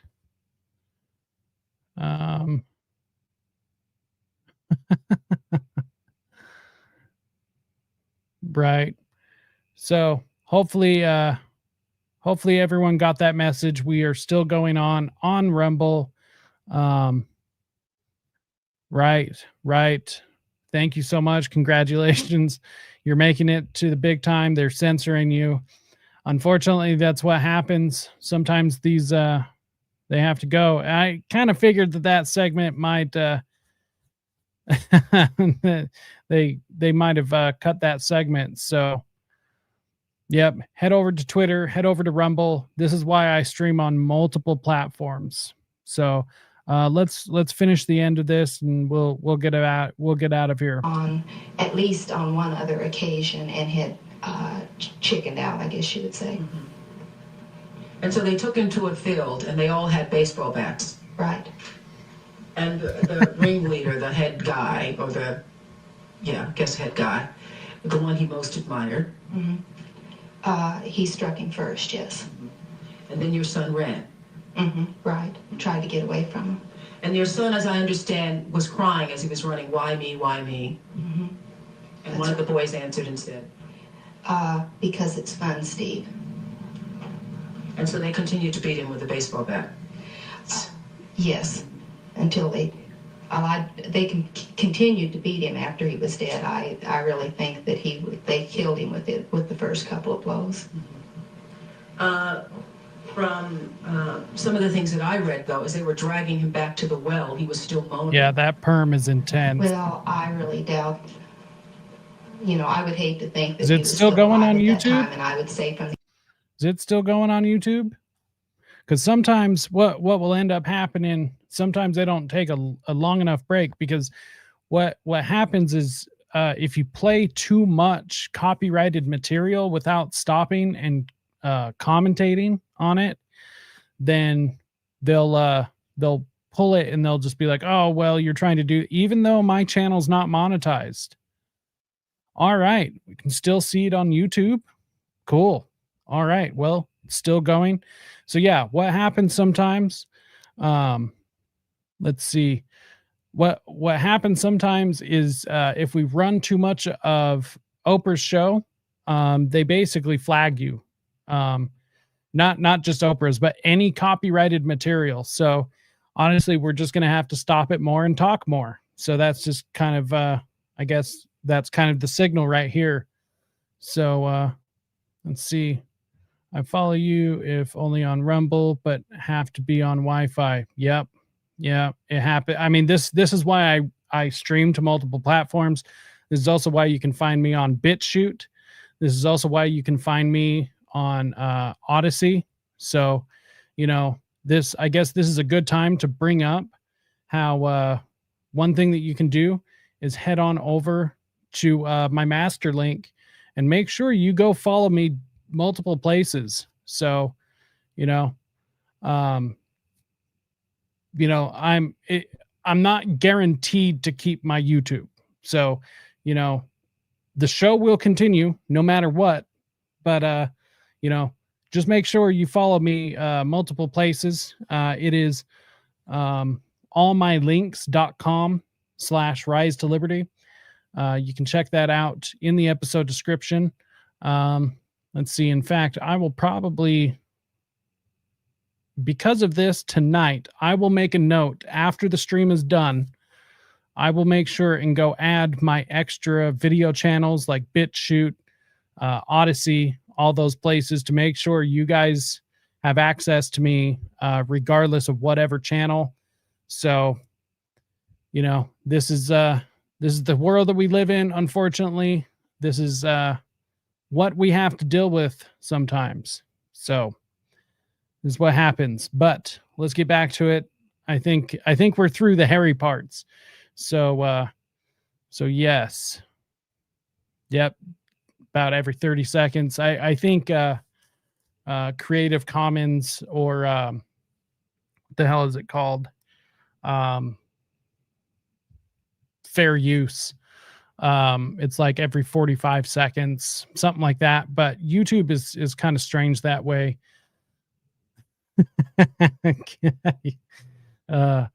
Yes, indeed. Much respect. Thank you so much. So, yeah, let's get back to this. So she's talking about, this is the mother of, I just wrote his name down. Stephen Newberry. So I actually just looked up his case. I found an article, Carl Junction, Missouri, is where this is out of. I had actually never heard of this case until I saw this. So Stephen Newberry, I will be looking into this case, and we will be looking more into it. Let's see. Somebody had just texted me about the stream real quick, so give me just a sec. The stream is back up. Thank you all for looking out for me. You guys are great. Honestly, once again, thank you all so much for tuning in to another episode. There's a lot of things you could be doing on Friday evening. I won't abuse that privilege by keeping you guys here too long. We are almost done with this. So, but honestly, if it wasn't for you guys, I don't know what I would do. But you guys are great. Thank you so much. Make sure and hit that like, share, subscribe, follow, all of those things. I believe we're done with the J talk for now. So, yeah, but let's get back to this, and we'll get you guys out of here. The autopsy, he was not. I think those were just, nerve sounds or whatever. Because I've read that he was still moaning, and one of his so-called friend, the ringleader, then kicked him in the face and said, "Shut up." That's true, but I don't believe he was alive at that time. I think they thought he was, but I don't believe that he was. We'll be back.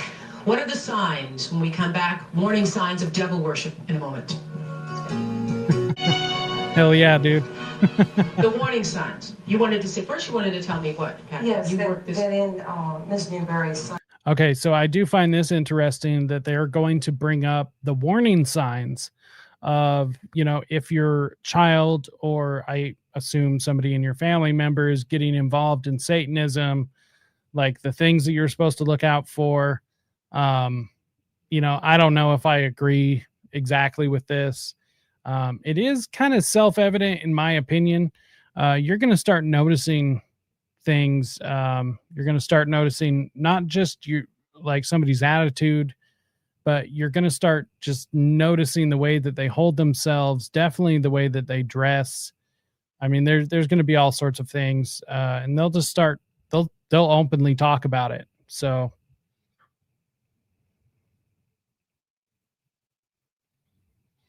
no, that was actually a different stream. So that was Geraldo, Geraldo, whatever, Geraldo. Yeah, that was actually his episodes that he did. Actually, I think Oprah did do an episode with Max and Xena. But the thing is about Oprah, she's got all of her stuff on straight lockdown. Like, you will not find it. The fact that somebody else uploaded this was absolutely amazing to me. And even this is not the full episode. There's still like huge segments cut out of this. All said and done, this is still only like, I think like 15, 20 minutes of like almost a 45-minute episode. So if your kids listen to Lady Gaga, they're definitely devil worshiper. I mean, you're not wrong. You know, I'm not going to say you're wrong about that. Yeah, that's funny. That's funny. Yeah, I would be hard pressed letting my kids listen to Lady Gaga. Case, because I was called in on the defense by one of the attorneys. The group leader That is was the case where the baseball bat. Yes. The group leader was the senior class president. Okay, let's turn off those for just a sec. Let's see with that. Okay, look at her necklace, because people were pointing this out earlier on in the chat. Look at her necklace. That does look kind of weird, doesn't it? Like, I don't know. Yep, exactly. That necklace is creepy. Yeah, 100%. You know, it's just weird looking, right? I mean, could it be innocent? Sure. But once again, you know, I don't know about any of you guys. I don't believe in coincidence these days. And the longer I do this, the more I look into this sort of stuff, the less I believe in coincidence. And I don't know. I'm not buying it. I don't think so. I don't think it's a coincidence. If they start wearing black and talking like Reddit, or they're probably dabbling in Satanism. Yeah, that's pretty spot on, actually. Either that or they're becoming a neckbeard, which is almost the same thing. Yeah, they always do stuff like that. A high-ranking witch, apparently. Yep. Yeah, and I mean, she has that look, doesn't she? And it's just kind of weird. You know, I assume, like, we're still going to go back and go see how they introduced her and like her expertise. But I do find it weird. You know, she's like an occult expert, you know. It's just weird. It's also kind of a weird thing to be an expert in. And I mean, by definition, I mean, a lot of us here have knowledge of the occult. But to be an expert, you know, that's kind of weird. That's kind of weird to me. Yeah, we were talking about two of the other boys. Petey Rowland was on the wrestling team. Very clean. He was a very clean-cut boy. So I think this is real hard when we have the multiple problems here with ritual abuse of small children, with adolescents, and what to look for. And upstanding citizens and things. Yeah, and it's a very complex issue that generally we spend 2 or 3 days in law enforcement and mental health seminars going through research. And I mean, I've just put out a book dealing with this, 7 years of this. What do you look for? What are the signs? Some of the signs. In teenagers, and I think Tina should talk about the children and the generationals, but in teenagers, you look for obsessive behavior in some heavy metal music, not all heavy metal music. Obsessive behavior of kids that like gory slasher films, poltergeist type films, Friday the 13th, if they have an obsession with. I mean, that's kind of subjective, right?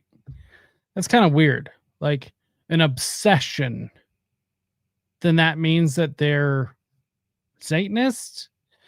I disagree with that entirely. Absolutely, entirely. I completely 100% disagree with that. I mean, will you see those things with Satanists? Yeah. I mean, sure. But I mean, there could be so many, I mean, explanations for that. Slayer. I mean, here's the thing. Heavy metal fans are some of the most devoted fans to their music, period. You know, so yeah, I disagree with this. Also, horror movie fans are also some of the most dedicated fans. So, I mean, an obsession. What exactly do you mean by obsession? I do find it interesting that she did point out not all heavy metal music, which is also something that I like to point out quite often. It's not all heavy music is satanic music, period. Not every single horror film is a satanic horror film. And I don't believe that anyone that watches a horror film or listens to heavy metal is a Satanist. I think that's, you know, kind of a that's like a non-starter for me. But this is also part of the psyop, right? Is being able to make these extreme claims. It's like, oh, if they like any slasher movies at all, if they like any heavy metal, then that's it. That's it. They're gone. Satan's got them. You know, that is part of the psyop. So we have to leave room for nuance in these conversations. And this is just kind of how it is. Let's see. I love those movies. Yeah, same.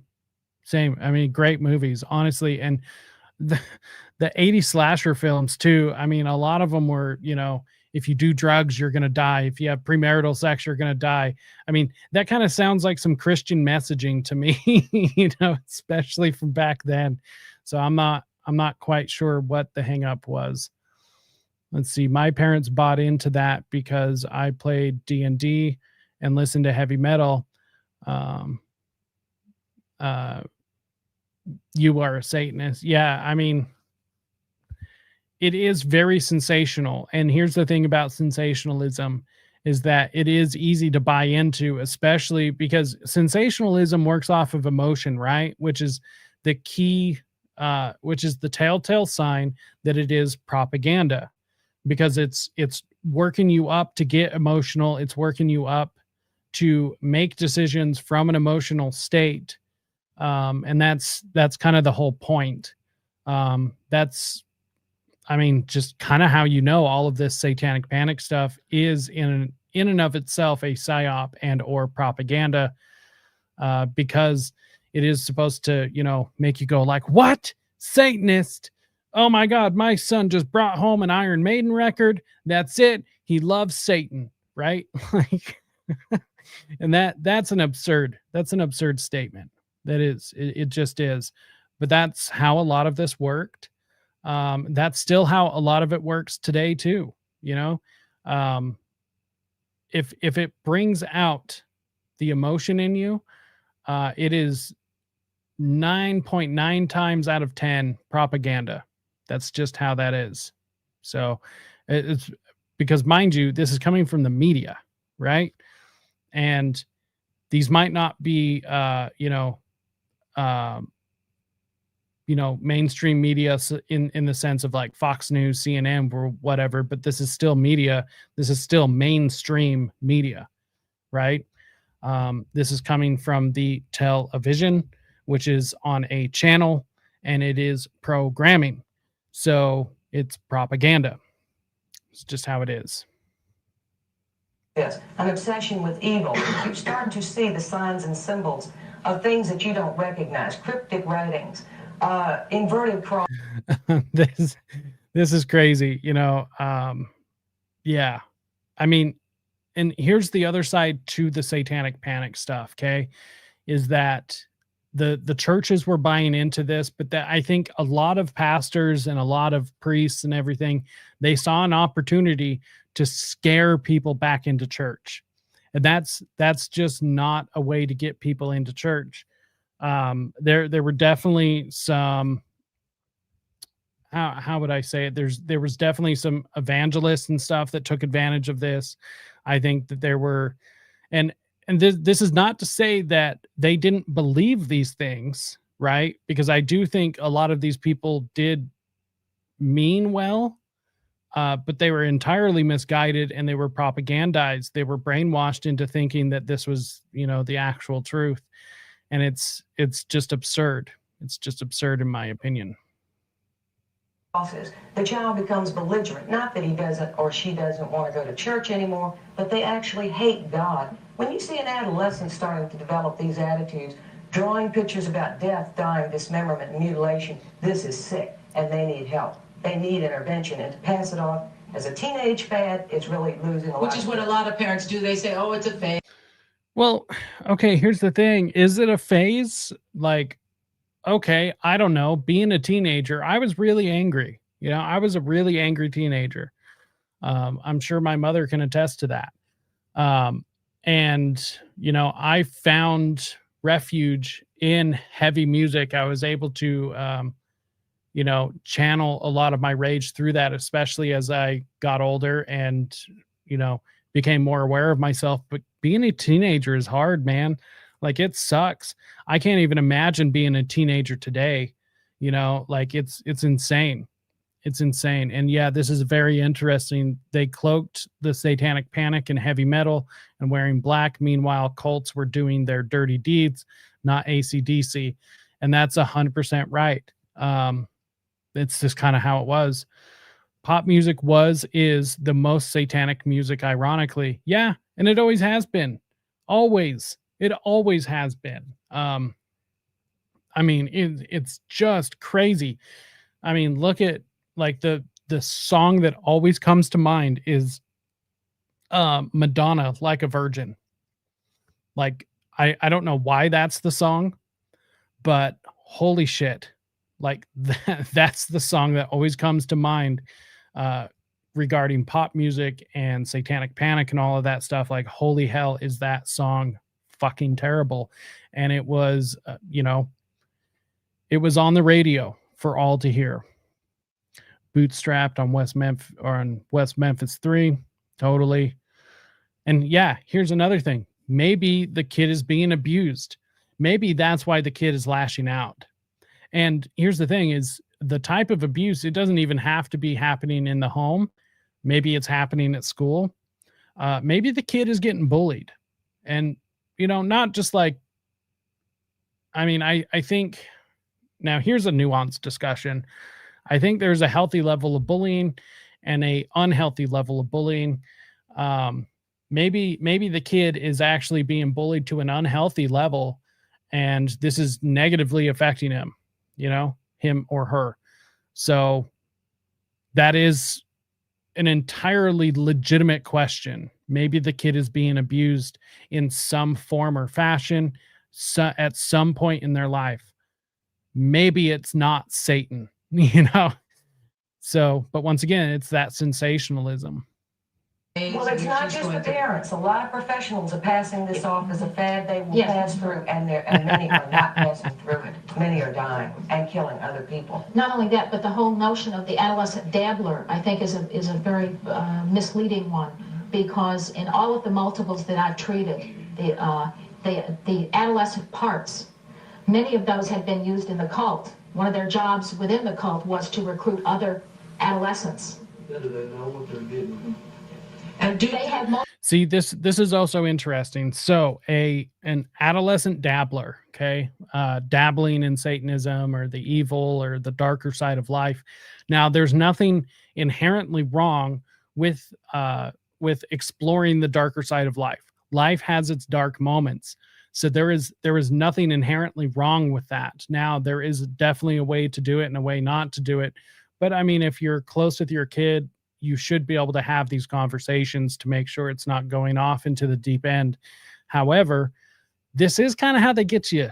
This is kind of how the Satanists get you is it's slowly brought on to you. So it's basically pushing the boundaries of the kid. Well, if you're okay with this, then, you know, maybe these kids can, well, they'll be okay with this, you know, but it also doesn't come to them as if like this is Satanism. You know, it's not like, oh, my Satanist friend wants to hang out with you and sacrifice an animal. You know, it never starts that way. It is slowly brought on. So I do agree to a small extent that the adolescent dabbler is not like this thing that you can just excuse, because it can go further. There is the opportunity for it to go further. Multiple personality disorder at that point. They could be regular Sally Jones, pom-pom girl. The ones that are just getting into the worship and the rituals, do they know Right. what's going on? Do they know what they're getting into? They are very slowly brought into it. They are kids who have many other problems. They are using drugs. Because in this case, they started out sacrificing cats and dogs and animals. That's even along the way. There's the first introduction to a lot of sex and a lot of drugs, and to see, that's actually a good point. A lot of the kids that get involved in this, there's like way other things going on, like a messed up family, a messed up home life. They're already partaking in drugs and sex. So this isn't like this isn't like I said, you get introduced to like a Satanist friend that wants to sacrifice an animal, and all of a sudden you're off and running. You know, that's not how this works. Just like how like a street gang will target the kids with a troubled home life, it's the exact same thing. These types of people will target kids with a messed up home life, and that's kind of just how it is. how far, very slowly, they can introduce, how much further will this person go? I gotta come back. That's how. Yeah, 100%. 100%. Let's see. So we got one more part. It's anyone who's interested, Memory of Mark Kilroy is the channel that all of this was uploaded to. And that's the only thing that's on this channel. So anyone who's interested, that's where this came from. So let's go watch part 6, then we'll wrap up and get out of here.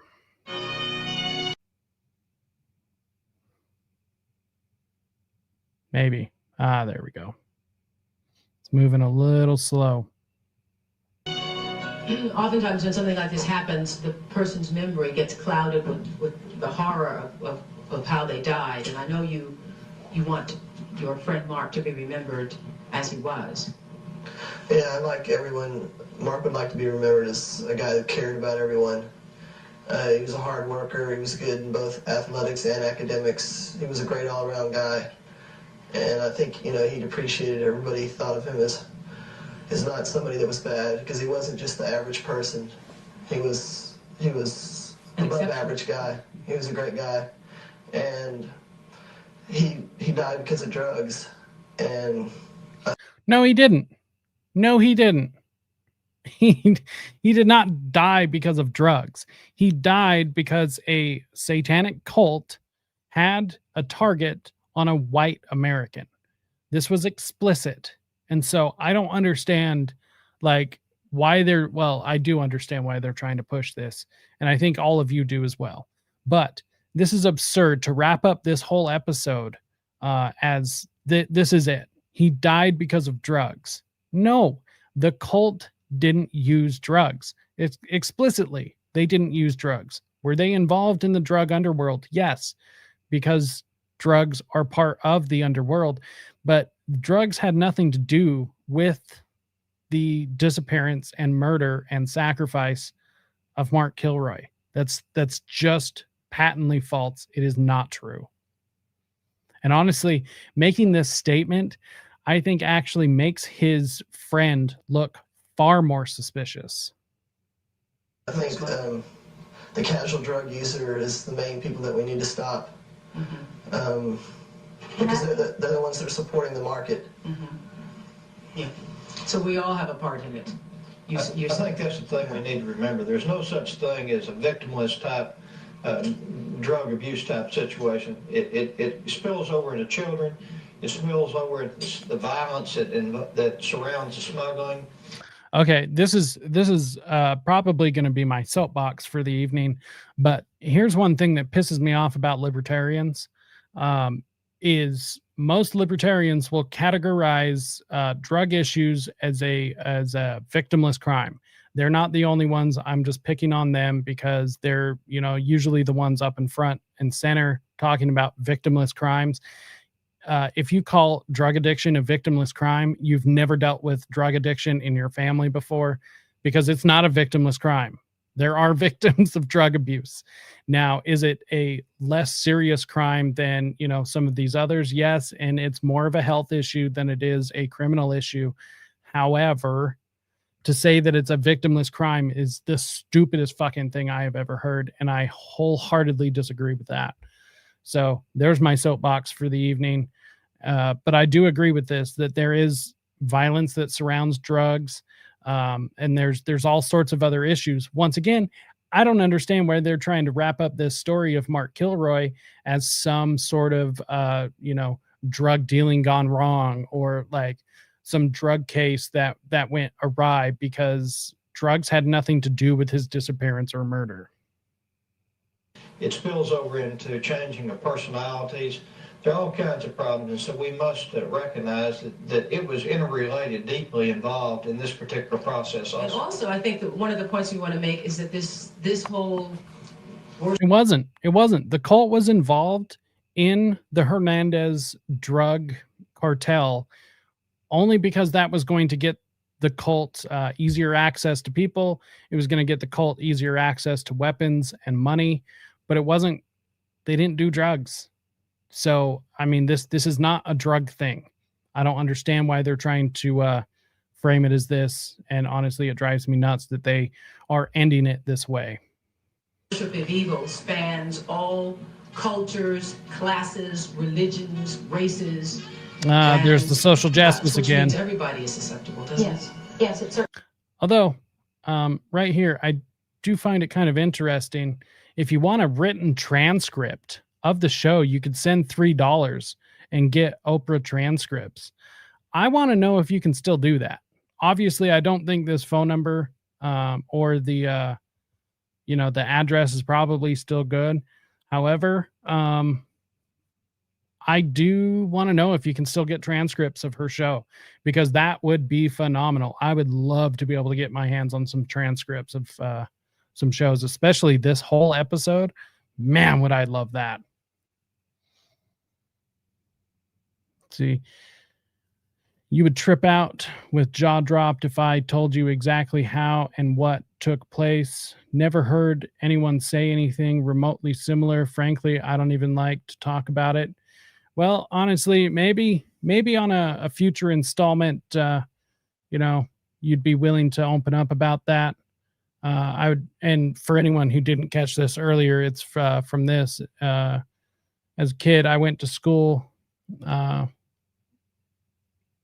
Some kids did a satanic ritual on you about 12 to 13 years ago. Shit's real as can be. Yeah, totally. It is real. I have seen it firsthand. I've kind of talked about my own experiences being a Satanist, and I can assure people it is real as real can be, which is largely why I started this whole series, is to be able to talk about these things. So one thing I did want to do, we said we were going to go back and go talk or go see how that woman was introduced. So let's go see if we can find her, because I am also very curious how this woman was introduced. Good morning, everyone. And what her expertise My guest today is. came face to face with the most hideous acts a human being can commit. When a drug smuggler, Mark Kilroy, and 3 friends crossed the border. Yes. Checking Mexican parents, asking for a look at the had fallen prey for smuggled marijuana. And they confessed their roles in people. Remember Mark Okay, where? Bill's mother, Gwen, a close family friend of the Kilroys, helped in the month-long search for Mark and has handled the media for the family throughout this entire tragedy. Yes, thank you so much. Yeah, I'm trying not to explicitly, make this about, Jesus per se. Although just because I don't want to alienate anybody. And also I do believe that somebody's religious journey is of their own. But personally, I did find my way back to Jesus. And that's the path I'm walking now. So thank you. And yes, I do agree. All glory be to the Almighty. Christ is King. Patricia Pulling is all too familiar with Mark Kilroy's story. Her Patricia Pooley. Okay. son killed himself after his involvement in a cult. She, along with police officials, investigated the scene where Mark Kilroy. Okay, so her son offed himself after being involved in a cult. Once again, look at her necklace. That's weird. That is weird. That is really weird. If you could get a digital zoom of her amulet without getting lost on low pixels, bet it's an occult amulet. Yeah. And this is honestly one of the best pictures I've gotten. Let's see. I'm going to take a screenshot real quick, see if this will do anything. Let's see here. Excuse me real quick while I do this. I'll see if I can enhance it later on. Yeah, that is a weird necklace, isn't it? That is very strange. That is very, very strange. In fact, that's what I'm going to name that picture. Weird necklace.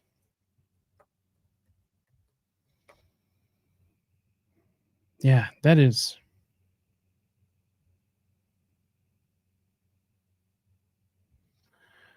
So I don't know. I don't know if that's her, if that's the spelling, because this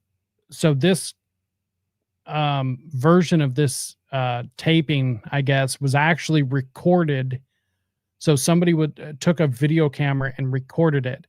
So it's not even in the right aspect ratio. So there's parts of the screen that's actually cut off. So I don't know if this is like, if they actually put like her name on screen or anything. So I'll have to find another copy. Entire tragedy.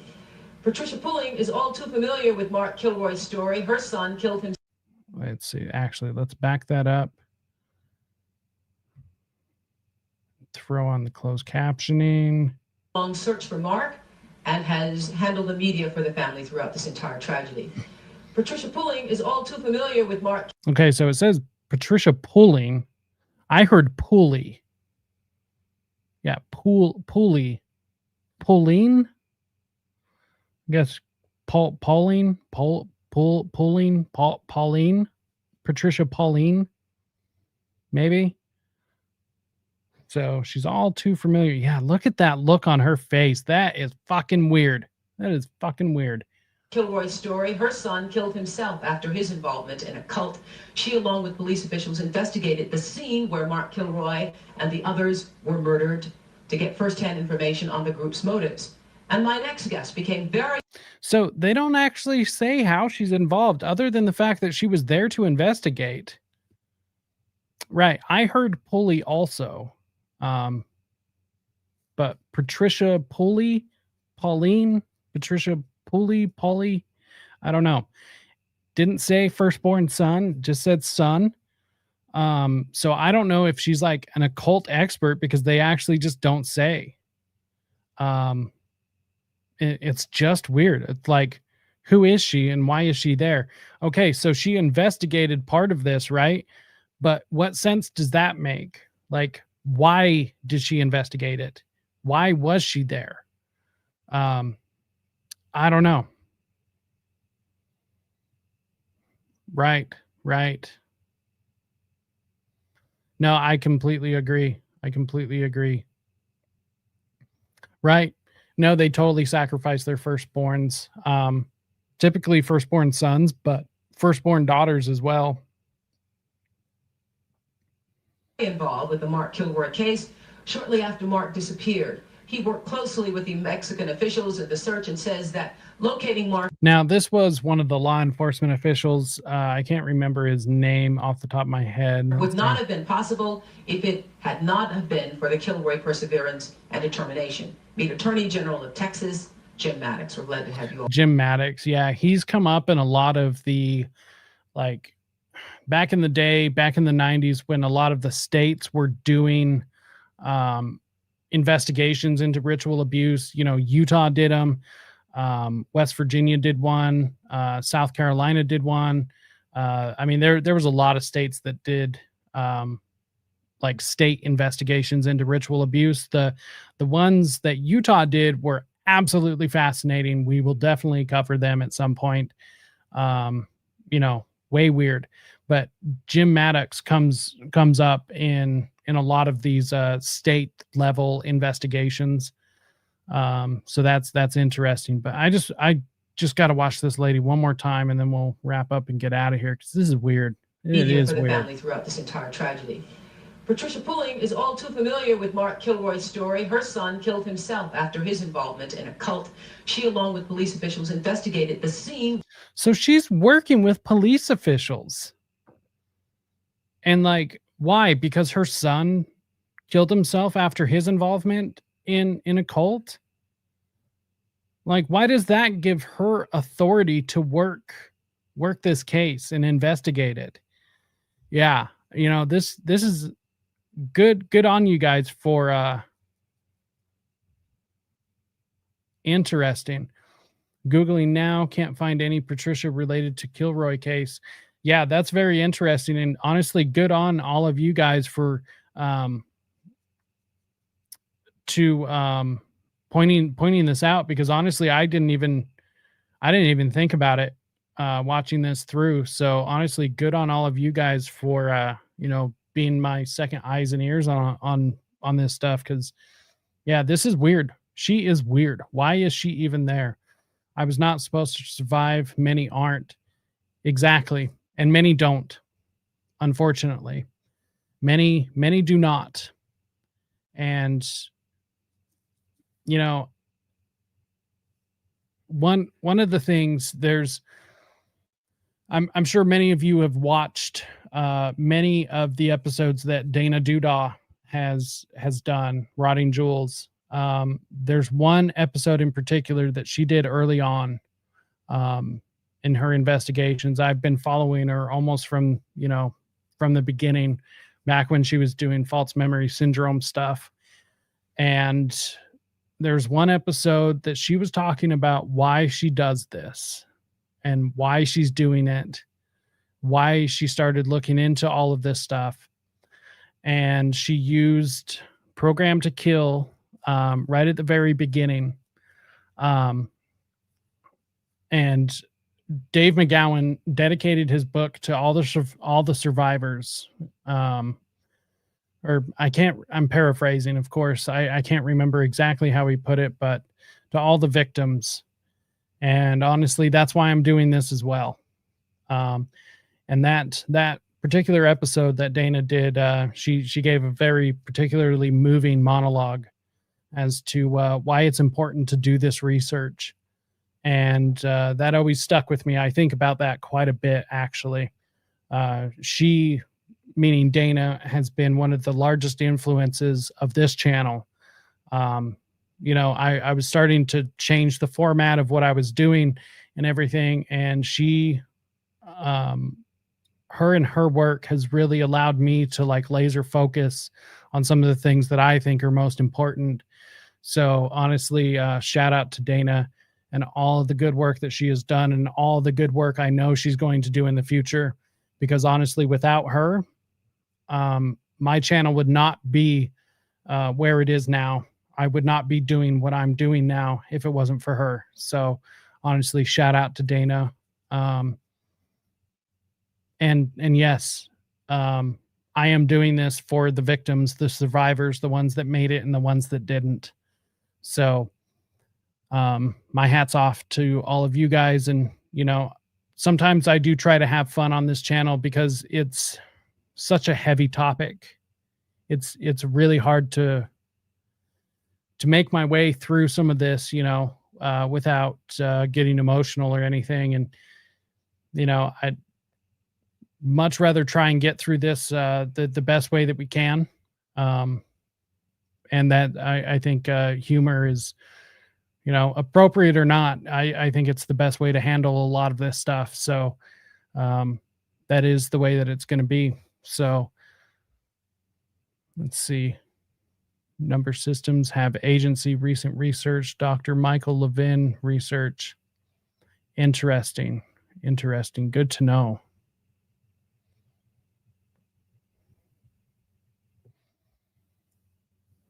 Tried to take me out. Went to his wake. Nice kid. Yeah. Wow, man. That's some heavy duty stuff. I appreciate you sharing. Yeah, had no idea spiritual warfare was actually quite real. I had to learn really fast. Yes, and it is. It is a very real thing. I mean, why wouldn't it be? There's a war on for our mind. There's a war on for our bodies.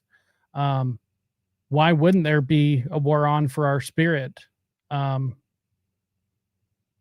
you don't laugh, you will cry. This shit is so dark and evil. 100%. 100%. So yeah, I mean, I'm sure you guys understand, if at any point I am joking, it's definitely for that reason. It's not because I genuinely find this funny, because it's not. This is some heavy duty shit. Dana is amazing. Like I said, if it wasn't for her, my channel would not be where it's at, and it would not be where it's going. Also, I mean, the other people I work with as well, Jose of No Way Jose, Austin of the Underclass podcast, JJ from Operation GCD, and I could keep naming everybody, but, because of these people, it's, my channel is the way that it is, and will continue to do so. So Patricia Pulling found it. All right. Let's see here. That is interesting. Patricia Pulling.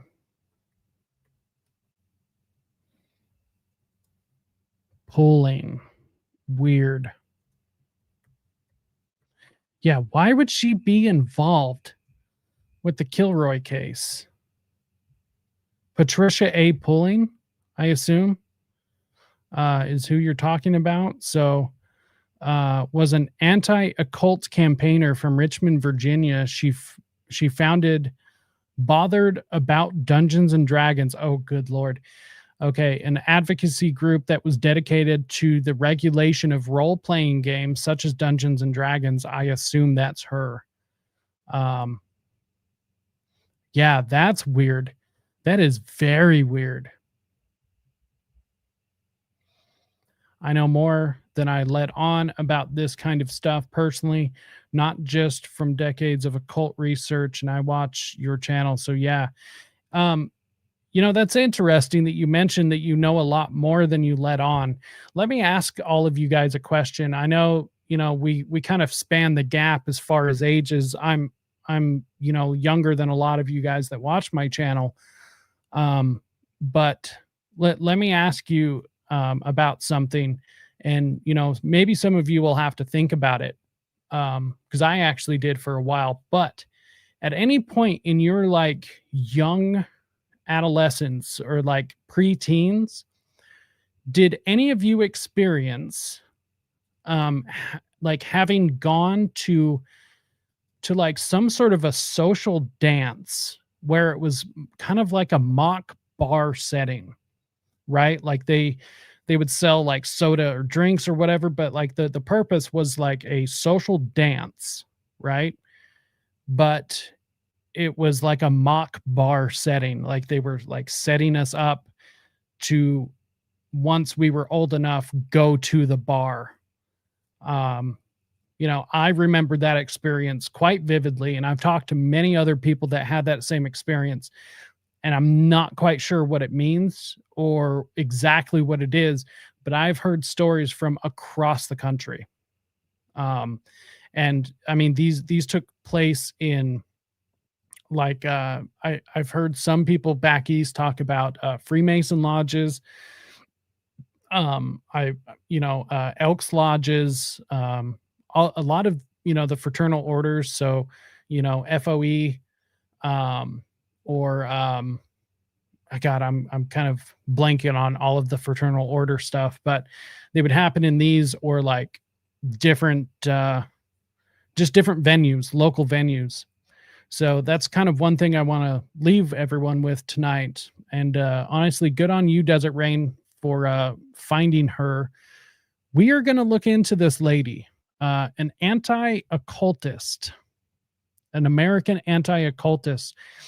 Seems weird. So she died in 1997, based upon what this says. And I actually have not tackled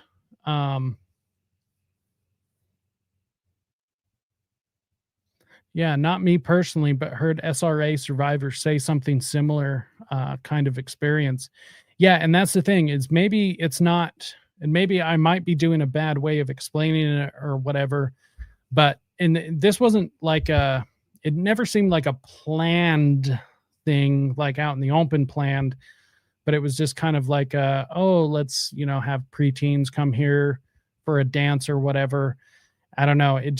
It was a common story that came across my desk, something I experienced personally, and I heard other people talking about it. So yeah, that's very interesting. I'll leave you guys with that.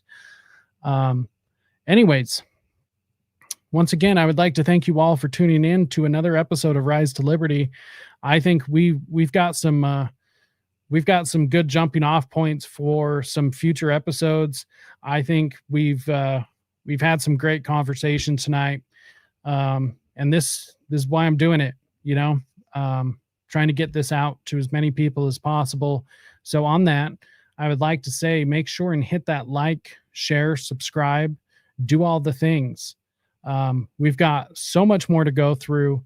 This is going to be ultimately hundreds of episodes at some point.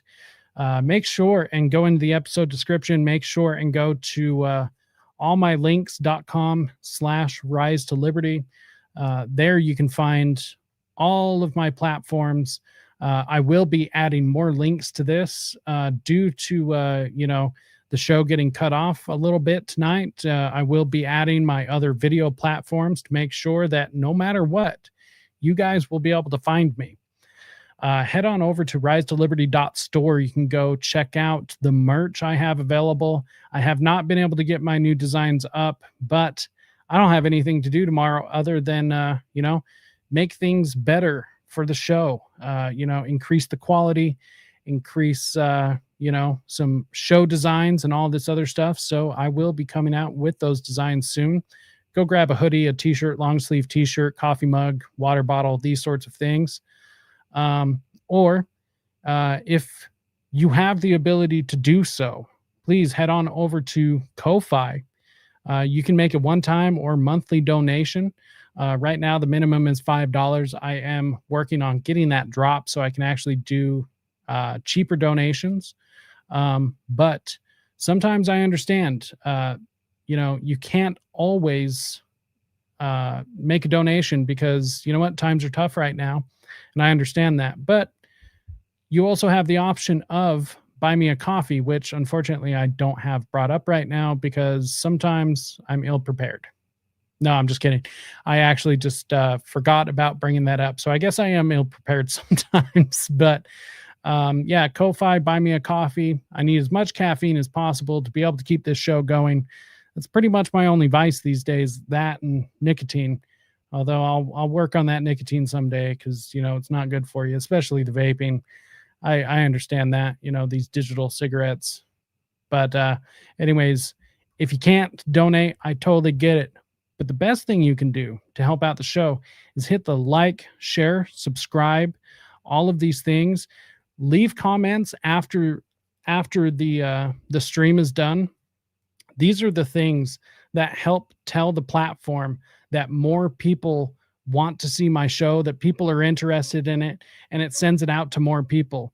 It gets more people in for the live streams. It does everything to make the show bigger. And that's what we want, right? We want this to be able to get out to as many people as possible.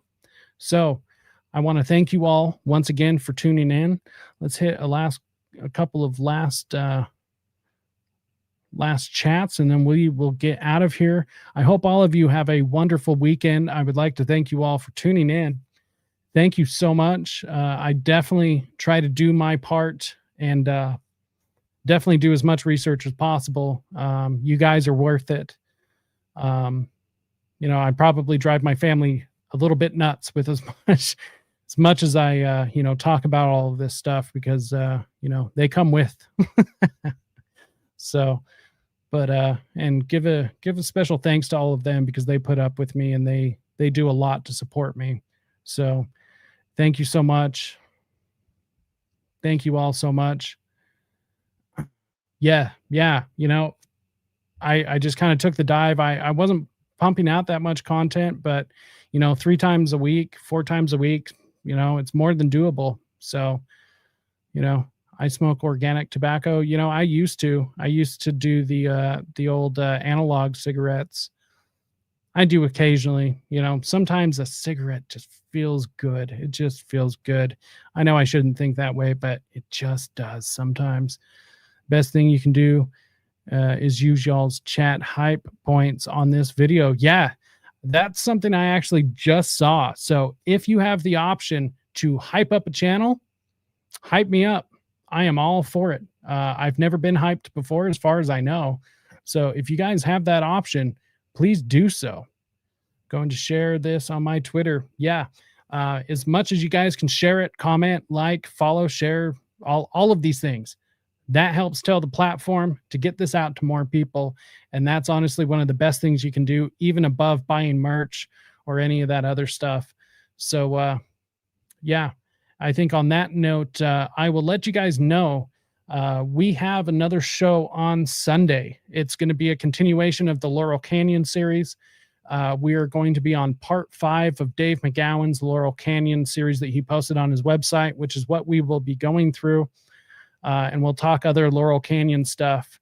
And that will be it for the week. That's usually how we start the week, is on a Sunday. So we'll do that, and we'll maybe talk some other things. And then next week, we'll have Already Dead on Tuesday, another Satanic Panic on Wednesday, 5:30 p.m. Mountain, 7:30 p.m. Eastern, and then Friday, same time, 5:30 p.m. Mountain, 7:30 p.m. Eastern, and that's what it will be until further notice. So thank you, my beautiful wife. Thank you so much. I love all of you as well. Like Ian Carroll, dad in Laurel Canyon. Yes, you keep mentioning this, and I need to know. I need to know his dad, how he's involved in Laurel Canyon, what a hype point is. So right at the very bottom, if you watch this on your phone, how do I even explain it? When you watch it on your phone, speaking of Ian Carroll's live right now. Let's see if I can show this real quick. So right here, as you watch it, like this comment section right here, there's these little bubbles off to the side, and there's usually 3 of them, and you can swipe. Yep. You can swipe the comment section right here. Looks like that, right? So you can swipe the comment section. Usually it will have a section in there where you can hype a channel or hype a video. It's like this new feature. I don't know what it is or what the point of it is, but that's what the hype thing is. So yeah, it's a whole new feature. Thank you once again. Yep, 3rd from the comment. I've also seen it's 2nd from the comment sometimes. So But yeah, that's where it is. It's in the comment if you're watching it. I don't know if it's on like watching it like on a tablet. I assume it is. But yeah, next show is on Sunday morning ish. So keep an eye out for that. And on that note, until next time, stay free, my